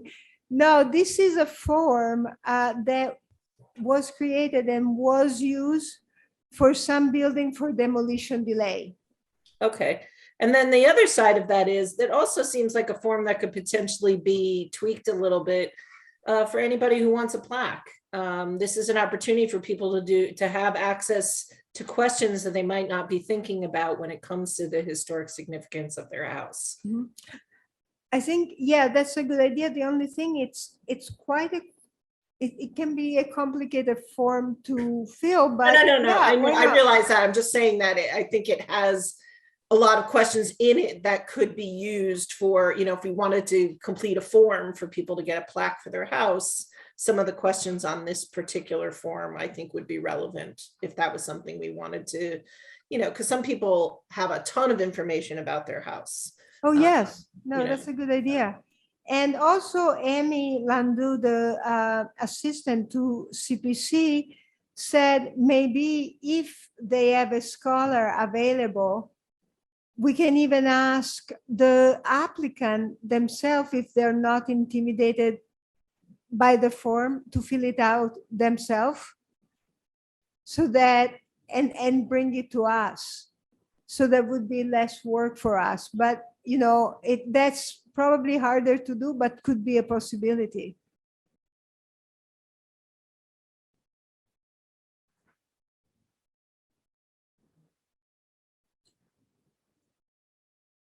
Can Okay, we?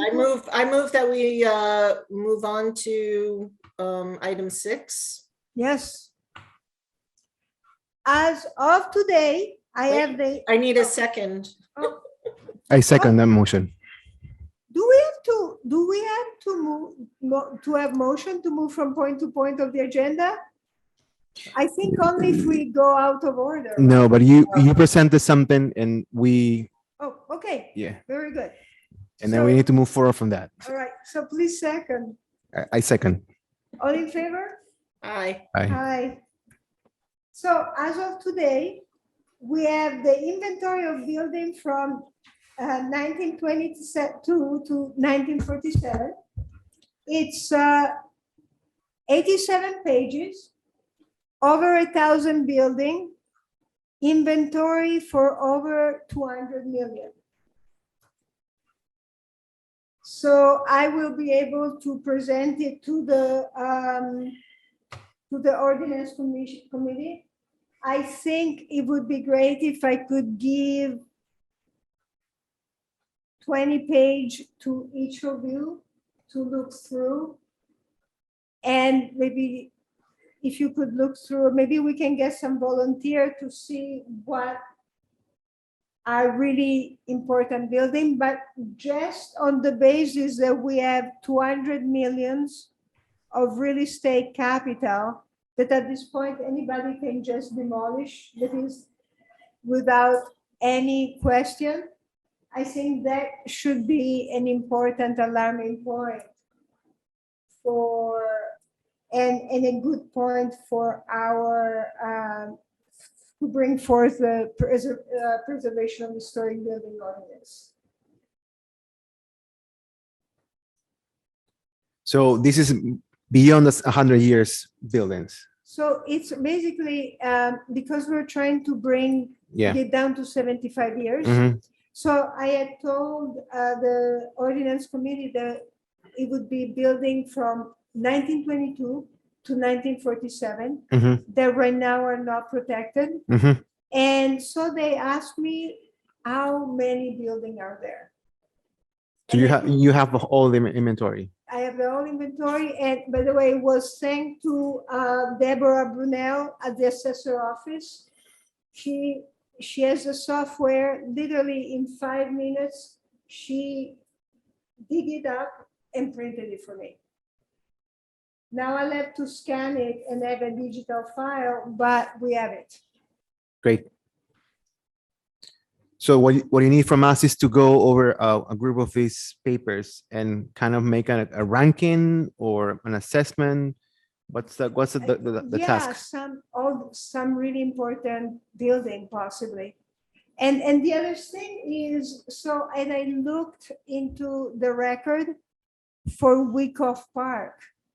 And the building of Wyckoff Park did not start until 1923. So that whole neighborhood is a risk now, pretty much.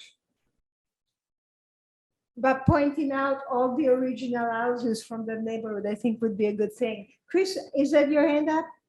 Just, wasn't there at some point, some type of discussion where a lot of the inventories were just placed, the house was built in 1920? I don't know. Does anybody remember something about that? Not an accurate age for a lot of the buildings. Like, I know my house, it says on the inventory sheet, it's 1920, but when I did the research, it was, 1887.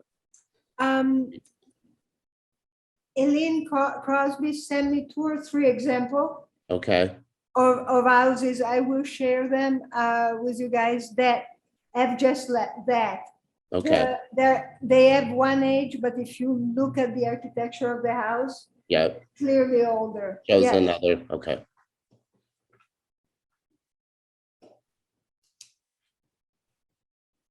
But that, and in that case, when we talk to ordinance is partially, I think it's a good point, but it's not a huge amount of houses.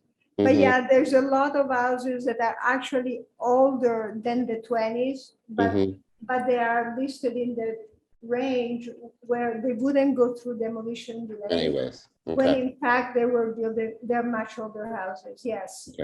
okay.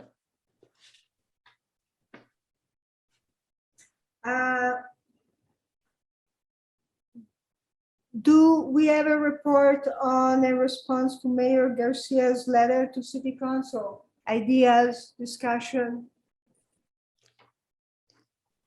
No. I haven't done anything. As I responded earlier, I really sort of would like to encourage as much as possible to have the mayor come to one of our meetings. And I feel like once he has a sense of, what we do in demystifying our process, he might, at least he would have an idea of why we've put so much time and effort into this rewrite. So, and so 2 things, because I will be in front of the Ordinance Commission on the 28th.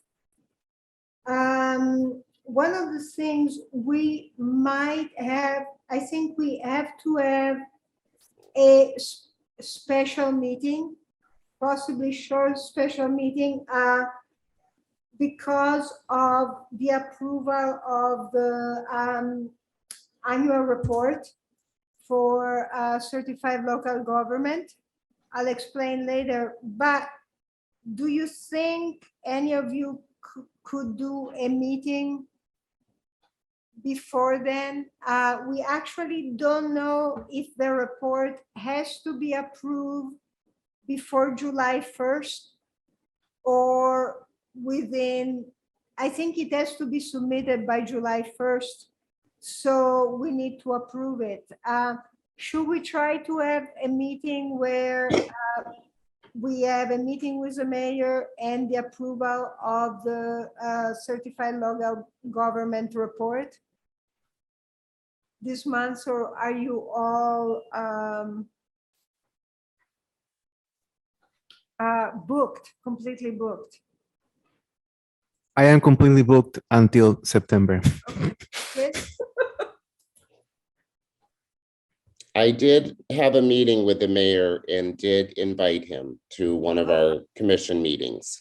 Okay, But it would be basically, I think, me being more aggressive and saying, the next meeting date, Yeah, I mean, I mentioned today's meeting, but there's also a city council budget meeting today at 6 o'clock that he told us Mhm. about. So Right. that's his, he priority, Right. obviously. right, okay, so for me, my report to the ordinance committee is that we have talked individually to the mayor, mhm, and that we have invited him to a meeting. He's willing, but he's very busy. yes. So at this point, would it be okay to ask him to retract his letter? Well, I was kind of gonna go in a slightly different direction Yeah. and just sort of suggest crap, I just lost my train of thought. Shoot.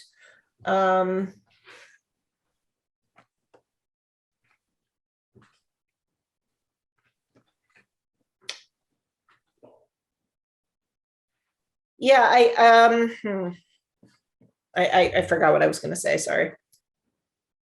Slightly different direction regarding the letter, not quite a retraction.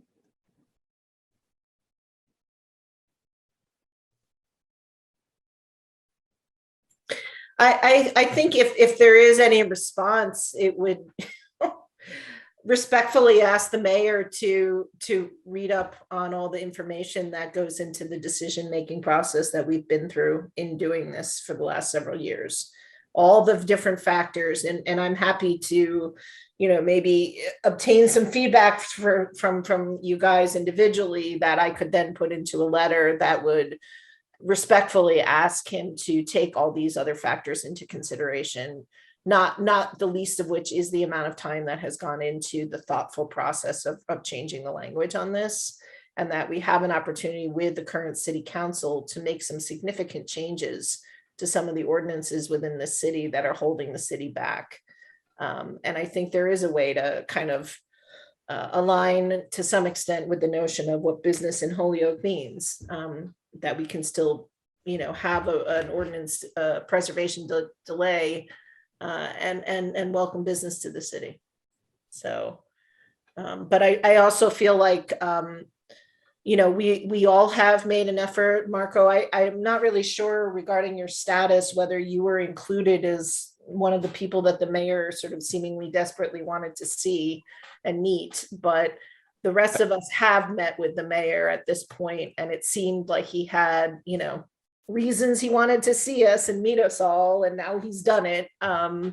So were you able to meet with him, or? I met with the mayor, I'm just sort of about a week and a half ago or so, and he just wanted to know about the Holyoke Historical Commission and the local historic commission. He asked for some clarification, and I tried to give some, but it was a kind of a convoluted process, and I just said, look, I think we had a false start, and I just let him know that for my part that the local historic district is challenging at best when we get hit with a difficult application that we don't have the resources to review. And I just wanted to make sure that he knew that, he needed to try to figure something out. And at this point, maybe it's going to be independent of the historical commission.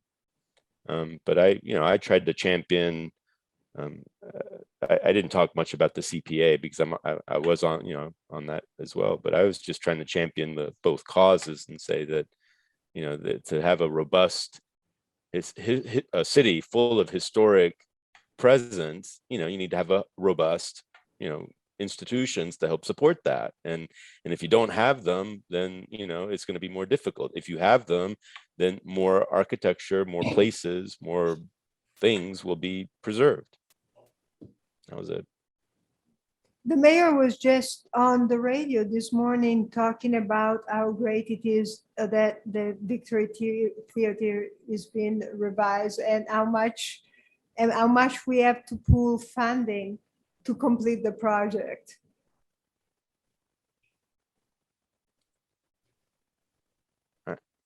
I didn't understand all that, but he was on the radio and. It was on the radio this morning, and he was talking about how he is really committed to have the restoration of the Victory Theater come to fruition, because he feels that it will, it's such a beautiful building, and it will bring so much development, restaurant, people to Holyoke if that is done.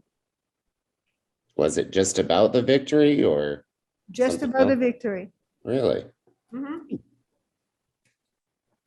Yeah, the CPC has seen different applications from the Victory Theater and MIFA, and we always listen to them, and we've been changing with them.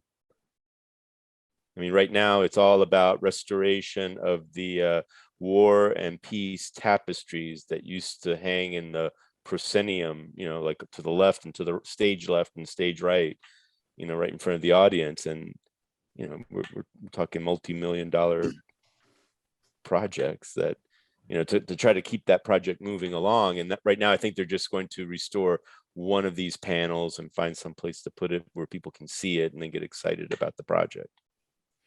And Marco, and I was trying to find your minutes. I didn't find minutes on the local historic building site, but as a local historic district met with the mayor about the commission and express an opinion like we did with the historical commission about joining the commission or not. As the mayor had a chance, like he talked to the historical commission to talk also to the local historic district commission. So the mayor has not participated in any of our meetings. Our meeting notes, we've lost our secretary too. So I'm the secretary, and I guess I just spoke with Jennifer at OPED today saying, if you give me your past meeting minutes, I'll upload them. I'm like, okay. I wasn't sure how that worked. Mm-hmm. But the mayor did not specifically discuss details about merging commissions, just that, there are lots of complexities. People don't want to move around. People don't want to, move in a situation that might be more work or maybe get less done. And I only kept emphasizing the fact that that the local historic districts have a fair amount, a good degree of control over what happens to buildings that are in the district. So if there are areas or even single buildings that the city would like to have some measure of control over, that a local historic district does that. Okay, but the mayor never came and see your commission. He has not had an in-person meeting with our commission. Hasn't requested. Or the other side of that, Marco, is other than meeting with you because you happen to be on both. Was he requesting to meet individually with members of the local historic district that you're aware of? I gave him names and contact information so that he could call them, but they haven't shared that with me yet. Okay, we're just kind of curious because I want to make sure that if that was the intent, that's being followed through with, but it seems as though the focus really was more on wanting to meet with us. Yeah, no, he did not discuss like how can we merge these commissions. Like the conversation was not that. I'm taking it as that this is not going to work, so let's move on to other solutions. I think I'm focused on self-preservation because the moment, like I said before, we just have limitations and we have very little support from any of the other boards or departments like OPED. We're in the item of the response to the mayor's letter, and I think in terms of that, the letter is clear. He doesn't support the 12 months. I mean, new ordinance is more complex and there's more layers to that. But I think he's basically in a position to move into a 12 months demolition delay, and I think I'm trying to think about what will be the purpose to answering to this letter. This was a letter from the mayor to city council.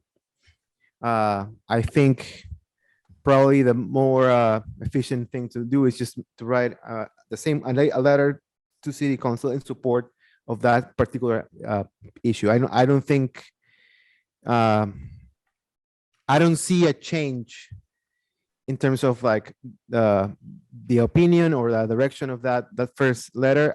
What I see is that at the end of the day, it's city council that make the decision about this, and then they're gonna probably connect to two different parts of the same issue.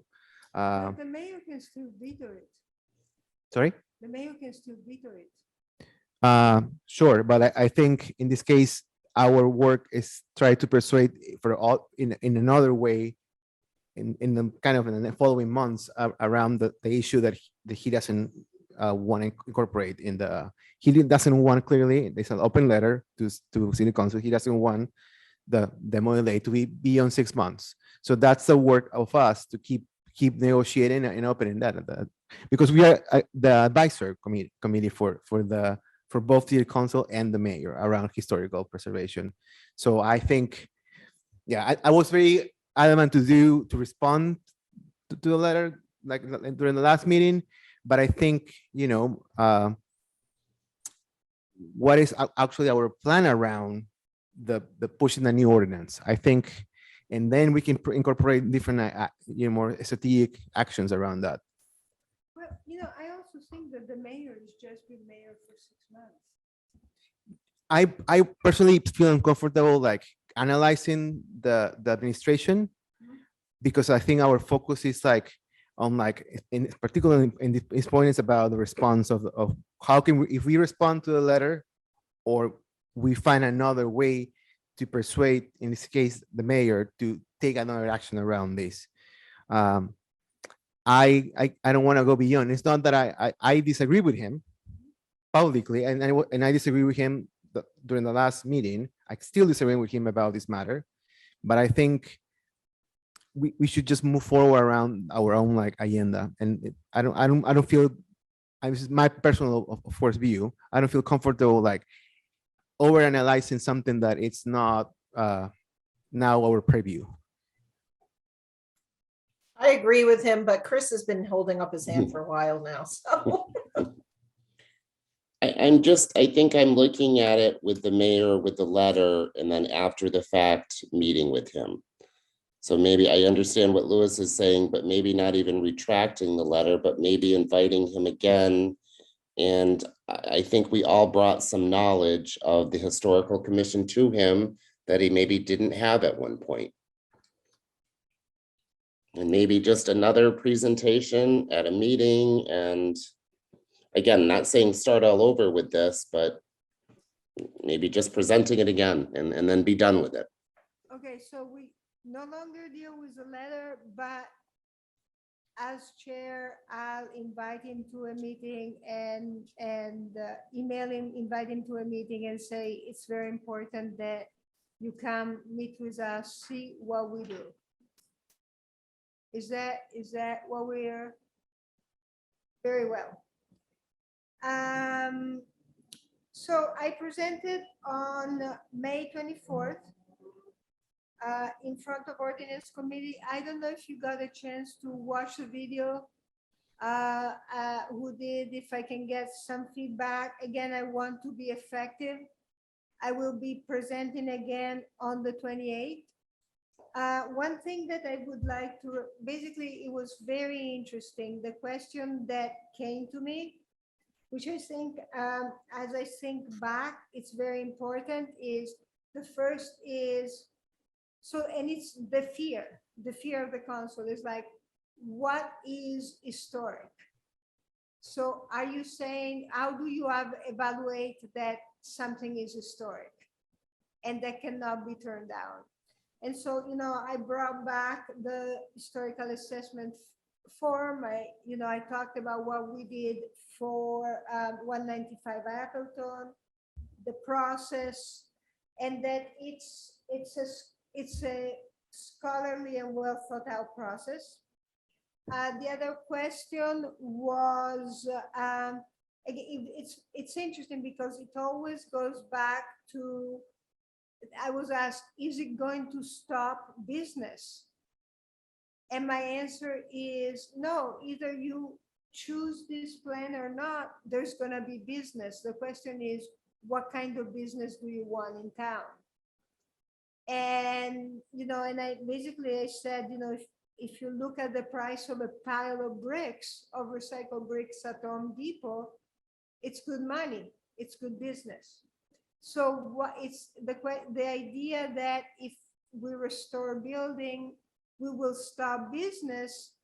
Business is a very generic word, but I asked the ordinance committee to think about what businesses a city without historic preservation limitation will bring in, and what the city will look like.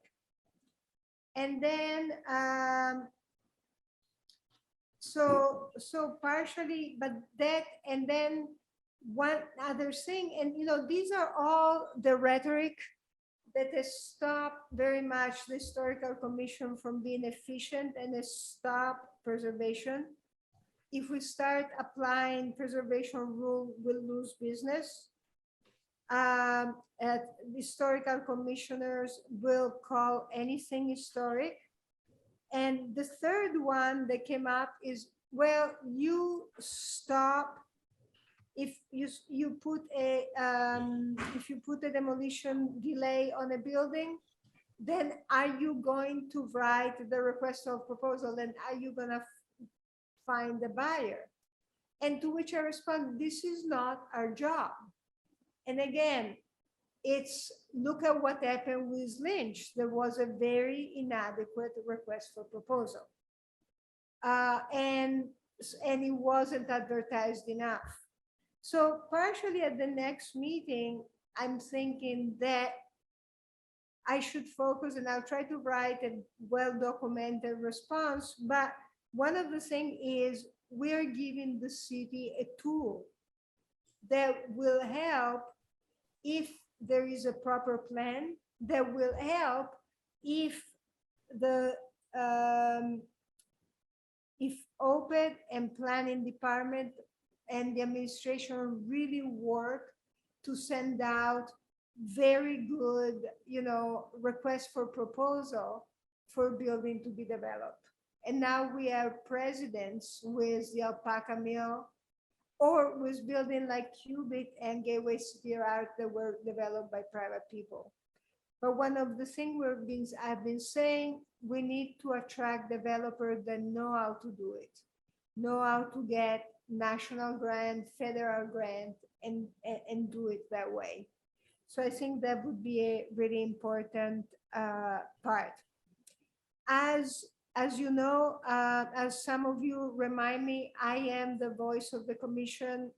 And so I want to make sure that I represent you in an adequate way. So I would so appreciate if you watch the meeting and give me feedback. If you have watched the meeting and want to give me feedback on how to present things effectively, they're very welcome. What I could do better. Sounds good. I already gave my 2 cents to Paula. What? I said I already gave my 2 cents to Paula in a separate conversation. Yeah, but I think it was very useful. Alana told me, remember, you are the voice of the commission. And I thought, you are right. And it's very important, that when I go in front, I speak for all of you and I speak effectively. So I think Alana had told me that I did spend possibly too much time trying to suppose why the mayor wrote that letter, which it's true strategically is really not a good thing. So I was really grateful for that comment. So possibly considering the Shannon was here, maybe we could put out a nice little pamphlet or something and distribute it on the 24th at the meeting for preservation and stuff that they're hosting as a senior center, saying ordinance will go to whether to recommend or not the new preservation of historic building ordinance to city council. Please come to the meeting and speak up, or please come to the meeting or send letter to city council in support. Is that June 28th? I'm sorry, you said the June 24th. 28th is, Okay. June 28th is the ordinance committee. June Okay. 24th, I believe, is Shannon meeting at the senior center for historical tourism and all of that. Okay. It's a big, but I will double check the date. The other thing, I had a talk with Councilor Maldonado, and he said, very interesting thing. He said, you know, as I learn more about the process and the institution, he said, it's clear that the local historic district is the proactive commission and you are made to be the reactive commission, meaning you are the guy that have to impose the demolition delay if it happened, but the local historic district can really think about what to preserve, turn it into a historic district where is a single building, single block historic district so that it cannot be turned down. And I thought that's a really nice thing, nice way to look at it. And it's a very good way to also tell the ordinance committee, look, we have to commission. We have the mechanism to really plan if we want. Now, do you want to do it? To that point, I mean, today was a perfect example of how the demo date of 6 months, even if we have the chance to do 12, will not change the final, destiny of a building. So I think I've been thinking a lot about the ordinance and the timing for things. And for me, the question is, what happens in those 6 or 12 months? So I think if we see ourselves as a separate entity, that it's kind of the reactive part of the process, we have no other power. That's exactly what it is. But we are an advisory commission for the local government in Holyoke. And I think the fact that there is no plan B, there's no follow-up from the city to, okay, we stop you 12 months for do this, but these are the options. I mean, that's not our work. But I think that will be a very important key ingredient to persuade people to support us, because I think at the end of the day, like, okay, you're going to stop these for 12 months for what? After those 12 months, it can be demolished. There's no way around. It can be 2 years and still going to be probably demolished. So it's what are the actual tools for development around historical preservation. And I think that's a piece ingredient for me of the whole equation. Like, we can fight for this forever. We can lose the battle, but it's still, we don't have the plan B. And I think that's the part that we probably need to speak in a broader, like, I don't know, spectrum, like with more players in development. But I think with that, in front of us, it's kind of complicated. I think there's the other example when we talk about the smokestack and the boiler room of the mill in Appleton.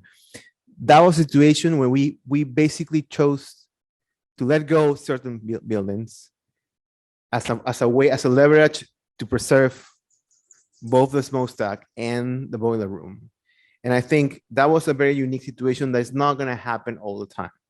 So I don't know. I think I keep thinking about how if we make a pamphlet like that, what are we persuading the community about? But again, I think what it is we are creating a tool. So with 1 year, if a building is stopped from demolition, it can be made in a single building historic district.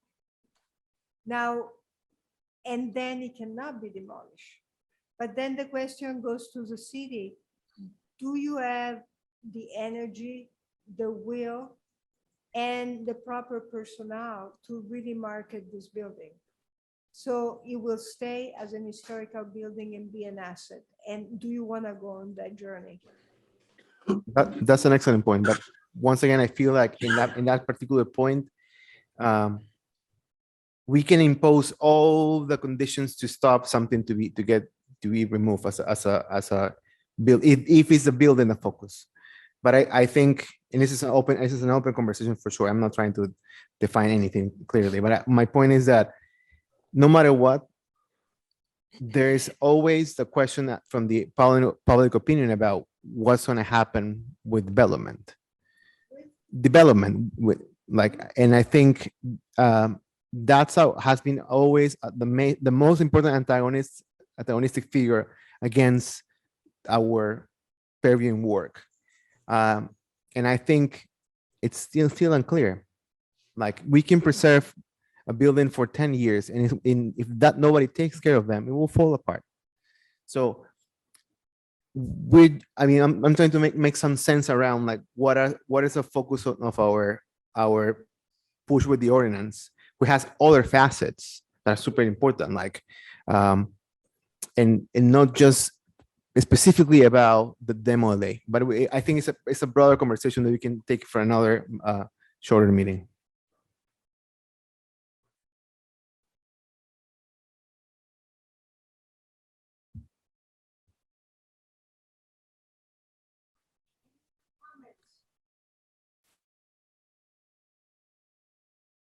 Paula, I might need to speak up just a moment because I'm almost ready to go. It's past 8, and I can't imagine that with the agenda. I have to excuse myself soon. I don't know what to do about that, because do we have is 4 members a quorum? I can't hear you. Paula, you need to speak into the mic. Oh, sorry. No. And Marco, you don't have to stay, and you are an alternate. So if you need to go, please feel free to leave at your convenience. I do. So I Please, would have done thank it you. more quietly in the chat, but I don't see the chat anymore at the bottom. Am I missing it? So I apologize for interrupting you and everybody else, but I think I'm going to please excuse myself. Thank you for coming, Marco. And Thank you all very you're much. I hope excused. you have a nice evening. You too. All right, goodbye now. So as soon as I have I uploaded the preservation ordinance. I mean, Marie Hogan uploaded the preservation ordinance to the property preservation group for comments. As soon as I have the copy with their comments, I will distribute it. Or see if we can get you in the Google Drive to see what they said. Okay. It looks like we already addressed number 7 on the agenda. Didn't we talk about this as part of when Shannon? There's a few more things. Jennifer is our main staff now. We've been working together on several things, trying to have a smooth policy for, when demolition delay come in, figuring out who answer people when question come in, and it's been very good working with her. She's been helping with CPC to have contact, and she's been great. And she will do the bulk of the minutes from this meeting on, which is great. And if we wanna augment what she does, then we can. From this meeting forward, this meeting will be on Holyoke Media for so people could access directly there. So if you have not been smiling, keep on smiling. I will have to go back again for the organization of the archive and storage, and I will talk to, Jen and I went through several things. So for this month, but again, I need to know, I'm still not clear where the Holyoke Historic inventory and just a bunch of other things are. So it's something that I'm planning to address in the next month, and finding more of the archives and where things are. So I think this is all of it for point 7. Point 8, so I found out from my city councilor, from David Bartley, that the 2017 plan, recommended plan for the city, was received by city council but never approved. And so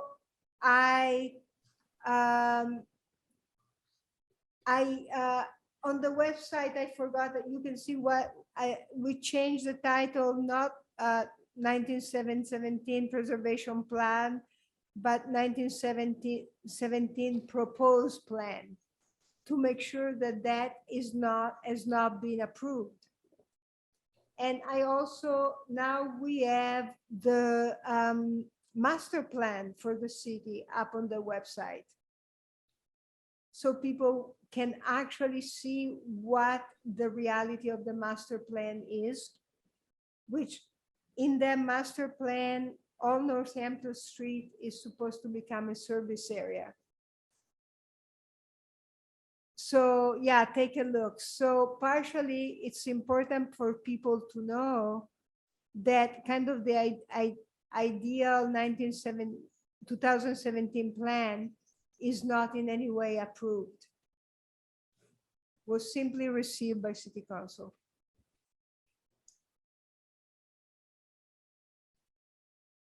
And not to mention that any new plan is not likely to be completed within a sort of reasonable amount of time. We're talking about a couple of years that something like that would take to happen. Correct. So, and again, but it's also another very important argument for our preservation of historic building ordinance, is because again, Northampton Street, and we saw what happened to Lynch, Northampton Street could become a lot of service commercial things. Property there could be bought, demolished, and a Jiffy Lube come there.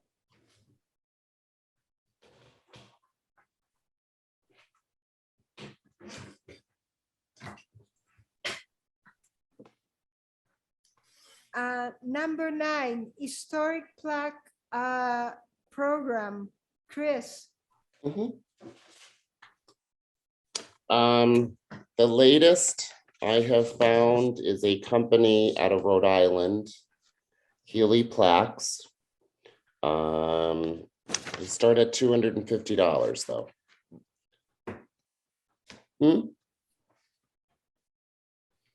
And I'm just wondering, is that even going to be considerate of some neighborhoods? Yeah. So, I have 2 thoughts on that. One is that we have to start the plaque program, and the plaque costs $250. I think there are people who will pay that. But I think at this point, because it's not likely to find a cheaper way to do it, Mhm. for quality plaque, maybe we should start, I don't know if we could start a little fund for people who would love a plaque, but their income is below a certain amount. So can I just ask Chris, I can't help but wonder if there are other ways, other artists that we might be able to try and access through like almost like an RFR process where, are you interested in having your work be on the houses throughout the city of Holyoke? There's lots of printmaking groups, Alana, I welcome. no, just like individual artists Yeah. themselves, there's a lot of industrial artists in the city of Holyoke who might have access to a printing press or something like that, where it would be significantly cheaper. And I doubt that they would charge individual $250 each. Not to mention going like to another state to do this kind of thing just seems sort of antithetical to the whole notion of historic. I welcome you to. No. I'm just sort of thinking out loud. I have exhausted what I can, and it's been a brick wall. I've been given so many places to call, the same thing, and I don't get a reception. Yeah. So, I mean, Dean Tech was the last, several people said to reach out to them, email, calling, no response. So I'm not gonna. Chris, are the plaques like wooden, like the current ones in the No, city? they're actually metal. They will last with the house. They were, sorry? They will last with the house. They are weatherized. Great. Great. They're beautiful. You can't probably see, but I have exhausted. I have reached out. I've called other, cities, other towns, and I'm not getting anywhere.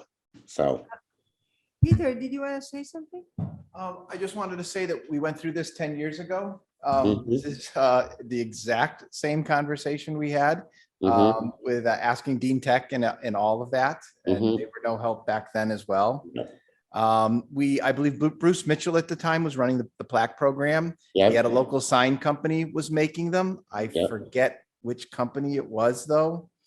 And they were costing $50 at the time. Right. They were $50 at the time.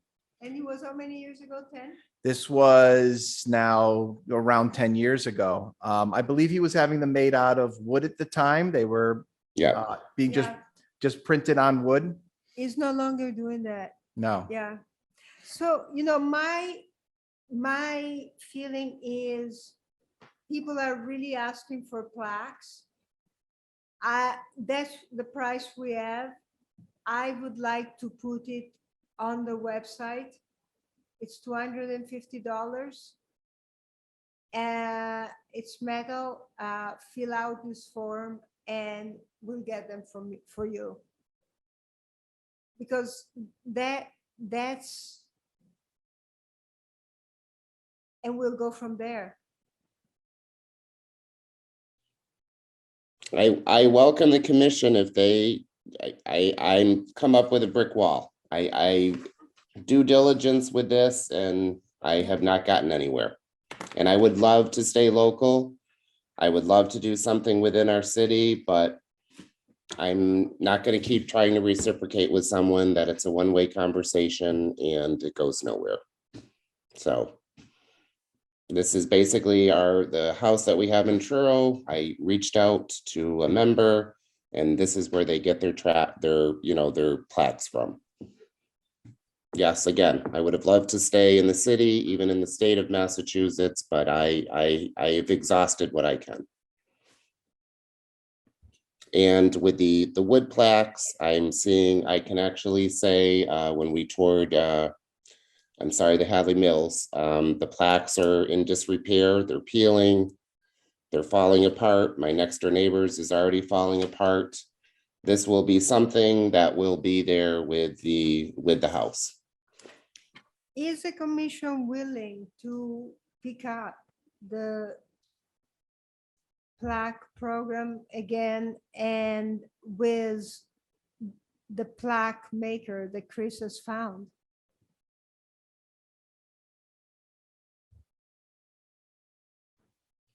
I mean, I believe, Chris, I think this is if you know, this is a very particular piece of you know, it's an object that needs to survive the weather, especially in New England. I think, I mean, the price is what we have right now. I think we have to find a way because we can actually fundraise for this. And that maybe we can figure out a way to just understand that whoever cannot pay for this, apply for a grant. We can apply for a grant for other historical plaques. But I think if somebody wants a plaque right now, and that's the only option, there's like no fair way to make this happen. Yeah. Like And, you know, it can be 50 and still will be an amount of money that it will be impossible to afford for most of the families around. So I feel like that's why I'm on the fence on this. But I think that those plaques are the only visibility that we have so far in the community, and I see them all the time when I walk. And they are now in bad shape, most of them. So I think if it's gonna last for another 50 years, maybe the $250, like, you know, makes sense. But still, it's we have to find a way to finance this for other people. And I mean, that's a good thing to maybe share Shannon and what she said about bringing several organizations together. Maybe there can be a grant where we can find at least $150 for people who cannot afford the plaque to put forward to the plaque for their house. But I think I go with that too. We're gonna go with a $250 plaque, and we'll figure out the text and put it on the website. And then we'll have to, the owner will have to fill out the form. We'll review it, approve it, and then I don't know how we do it. Do they order directly the plaque, or how? Yes. Well, that was kind of a question. I know before the commission, because they were made, so to say, in-house, that we took in the money. Mhm. And again, it was, you know, I don't think we can say to the commission that we can't front this money. It would have to be done. Mhm. But no, absolutely. But what is our role in this? Basically, we tell people, please fill out the form, and then we just tell them the historical commission authorize this plaque. Because I know in Truro, they just basically, the Truro Historical Commission does nothing with the plaque, basically just steers them to this company that this is what the town utilizes for a plaque. please go get your plaque with this company. Mhm. That sounds good to me. And then we kind of can stay out of it in a way. And at the same time, and then later, we can maybe say, get a little grant or do something of. But that- We can think about it more for people that can get some money to get a plaque. Well, on the other hand, yes, the people that won't be able to afford it, I mean, how are we gonna help in that aspect? Well, that's for another time. I think also what I'm really interested, once the plaque program is up, let's see, which will give us a really interesting gauge, how many people will buy plaques. And then we can see who buys them, and then we can bribe them. Would you be interested in giving $50 to create a fund for people who cannot afford plaques? I think to add to this dialogue, just to add something more, I think that what we can provide probably is just a certification a paper. And I think starting with one purveyor, we can also give the same certification to other purveyors that want to have a lower price. Like, I think the problem is that we cannot act with our current situation. We cannot, we don't move money. There's nothing that in our commission yet, and we can receive stuff. That's on our purview, but I think we haven't figured out the mechanism to make that happen. So the only thing that we can provide, it's a certification towards, in this case, the maker, that's official. But I think that part we need to maybe consult and think of and kind of like understand what we are the right way to do it. It's to avoid any issues around that. Because if it's a paper, okay, how can we approve that? If it's we have to choose one purveyor that can make the plaques. Maybe we can open an an RFQ to just have a bunch of options, and then through the right process in the city, we can have one certified place that can do that. I think that we should check on the with both like finance and legal about this part. Okay? But for now, we're just gonna go. I don't think it's a good idea just to go, because we don't have how we know that this is something that we can use in the city. I mean, I don't know what's experience with the No, prior. But the program has always been there. It's been stalled simply because there's not a plaque maker for what we think it's an affordable price. But people have been asking for plaque. People can ask a lot of things, but I think we are going to get $250. No, it's a, how are we going to choose only one us? This is a certified place that can make the plaque. That's the piece of the process that I think we need to double check, and that's it before we move ahead. I'm not in a position of idea, but I think we should double check that part of the process. Which part? The part of the process that we certified one place to make the plaques for the community. I mean, if you want to vote for this, I don't feel comfortable voting for something that is not. We always ask the lawyer of the city, and in this case, we have to see what could be an inconvenience, the obstacle of like just pointing a finger on one business, because there's a big difference between us having a hire under our purview one company that we pay for, as opposed to somebody that we point outside. Are we neutral around that? I mean, I know there's one that can do that, but I think. So you want to check with legal whether it's okay for us to recommend one company? Yeah. Okay, great. So I will check with legal and we'll go from there. Okay. All right. So I need a motion to move out of order and go back to 0.7 for 5 minutes. Make a motion to No, move. sorry, Yeah. to 0.8. Go back to 0.8. You're Make a making, motion that we go out of order and go back to 0.8 on the agenda. Second that. All in favor? Aye.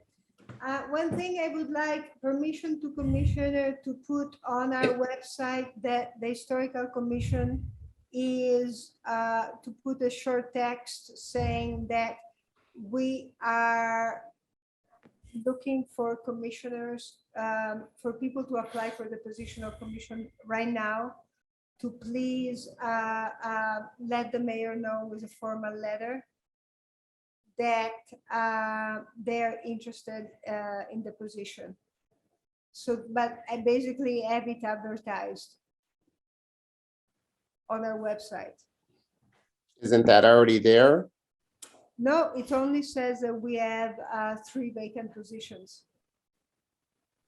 I thought there was a whole big blob of they had to attend several meetings to show interest. It's in the bylaws. In the bylaws. No, it was on our website too as well, wasn't it?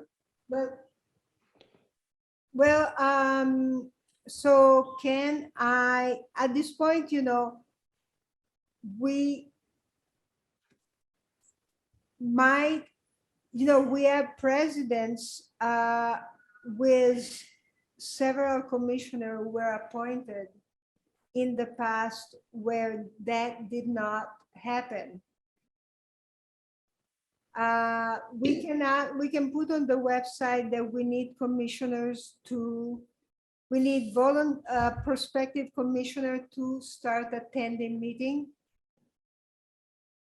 to, if interested in joining the commission.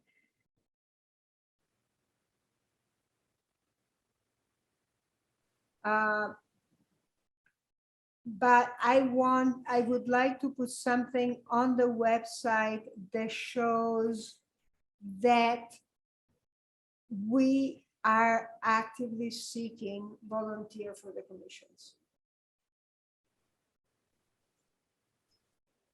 So maybe the text could be something like the Historical Commission is actively seeking prospective commissioner. If you're interested, please refer to the bylaw and start attending meeting as soon as possible. And write letter of interest formal letter of interest to the mayor.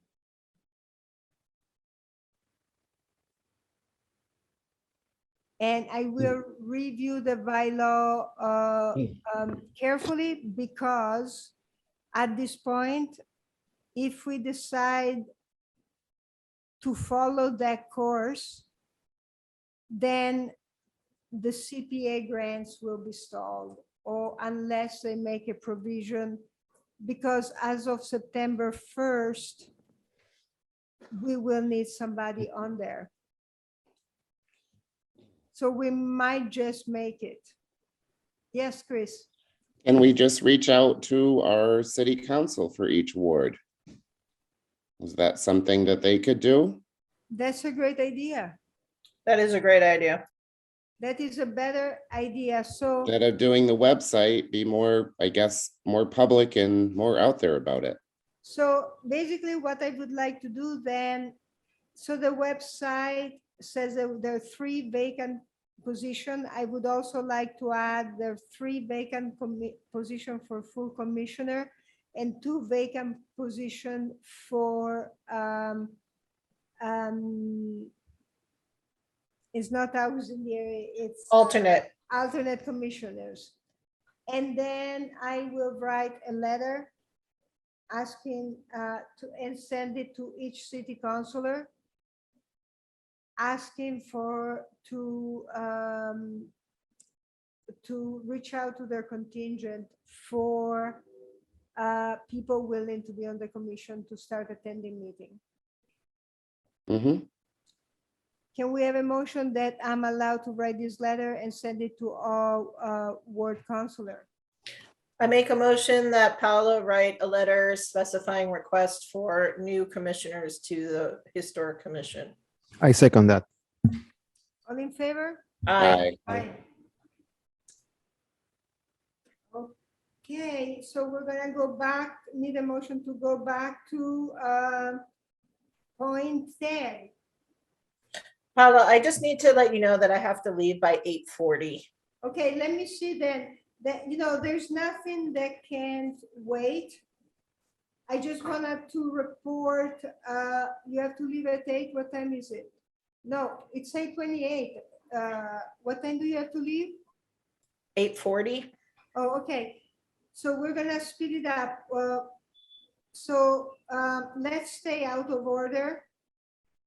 And just very quickly, point 12, the mass dog project. I asked our city engineer. I haven't heard back. So that was a highway project. So it's still on the back of my mind. I'll be checking, but nothing is happening with that. I think unless somebody, does anybody have? Okay, let's go back to order. Let's go back to point 10. I need a motion to go back to point 10 and move in order.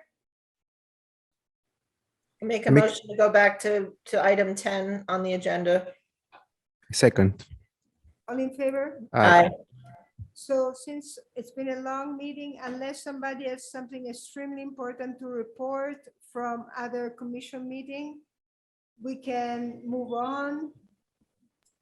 I just want to acknowledge the Holyoke garden tour was awesome, So I It just want was to very throw good. that out there. Good job, guys. Thank you. Yes. And unfortunately, Chris couldn't attend the, what do you say, the 150? The 150th, yes. Commission meeting, and I couldn't make it up for it, so. I believe they are also trying to do something about times because it has been a conflict of interest with other people about a midday meeting. So at this point, the report for, this is very important, the report for the commissioner, the review of the Holyoke Certificate of Local Government for annual report. Basically, Jen has been put in charge to write it. It's the report that Ben wrote every year. And as you know, I mean, it's hard to write. She's been working with Marco for the things regarding the local historic district.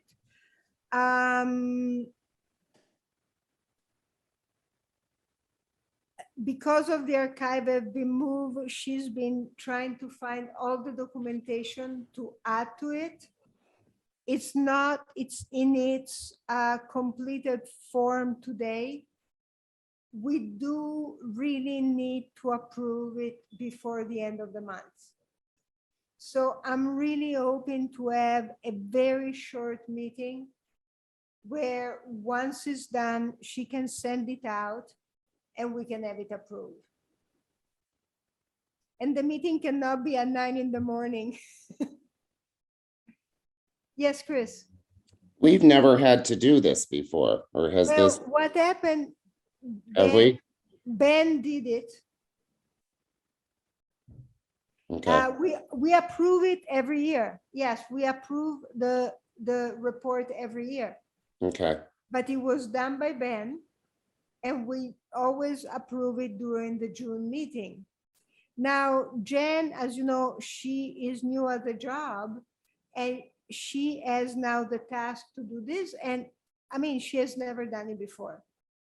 And I am the new chair. I know if you think I made an appointment for Jen and I, actually, I will be making an appointment to meet with the Mass Historic specialist for local historic government. mhm, Because we have questions we don't know how to answer. And we couldn't get it done by now. So hopefully we'll finish it up in the next 10, 15 days, but we will need approval. okay. So the action for here is to just meet in one point when we know that this is done. You're gonna send to us and we're gonna meet and approve in one meeting. That's correct. Okay, can we do that on Zoom? Yes. So I think probably we can do a dual, calendar thing once you are done, Perfect. and then we can just meet on Zoom for 50 minutes and get it done. It's Very good.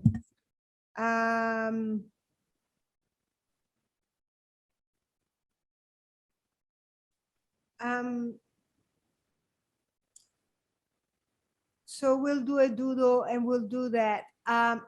So last announcement, your chair will be doing a lecture about her artwork at Gateway City Arts on Thursday night. If you have time to attend at 7 o'clock, would be great.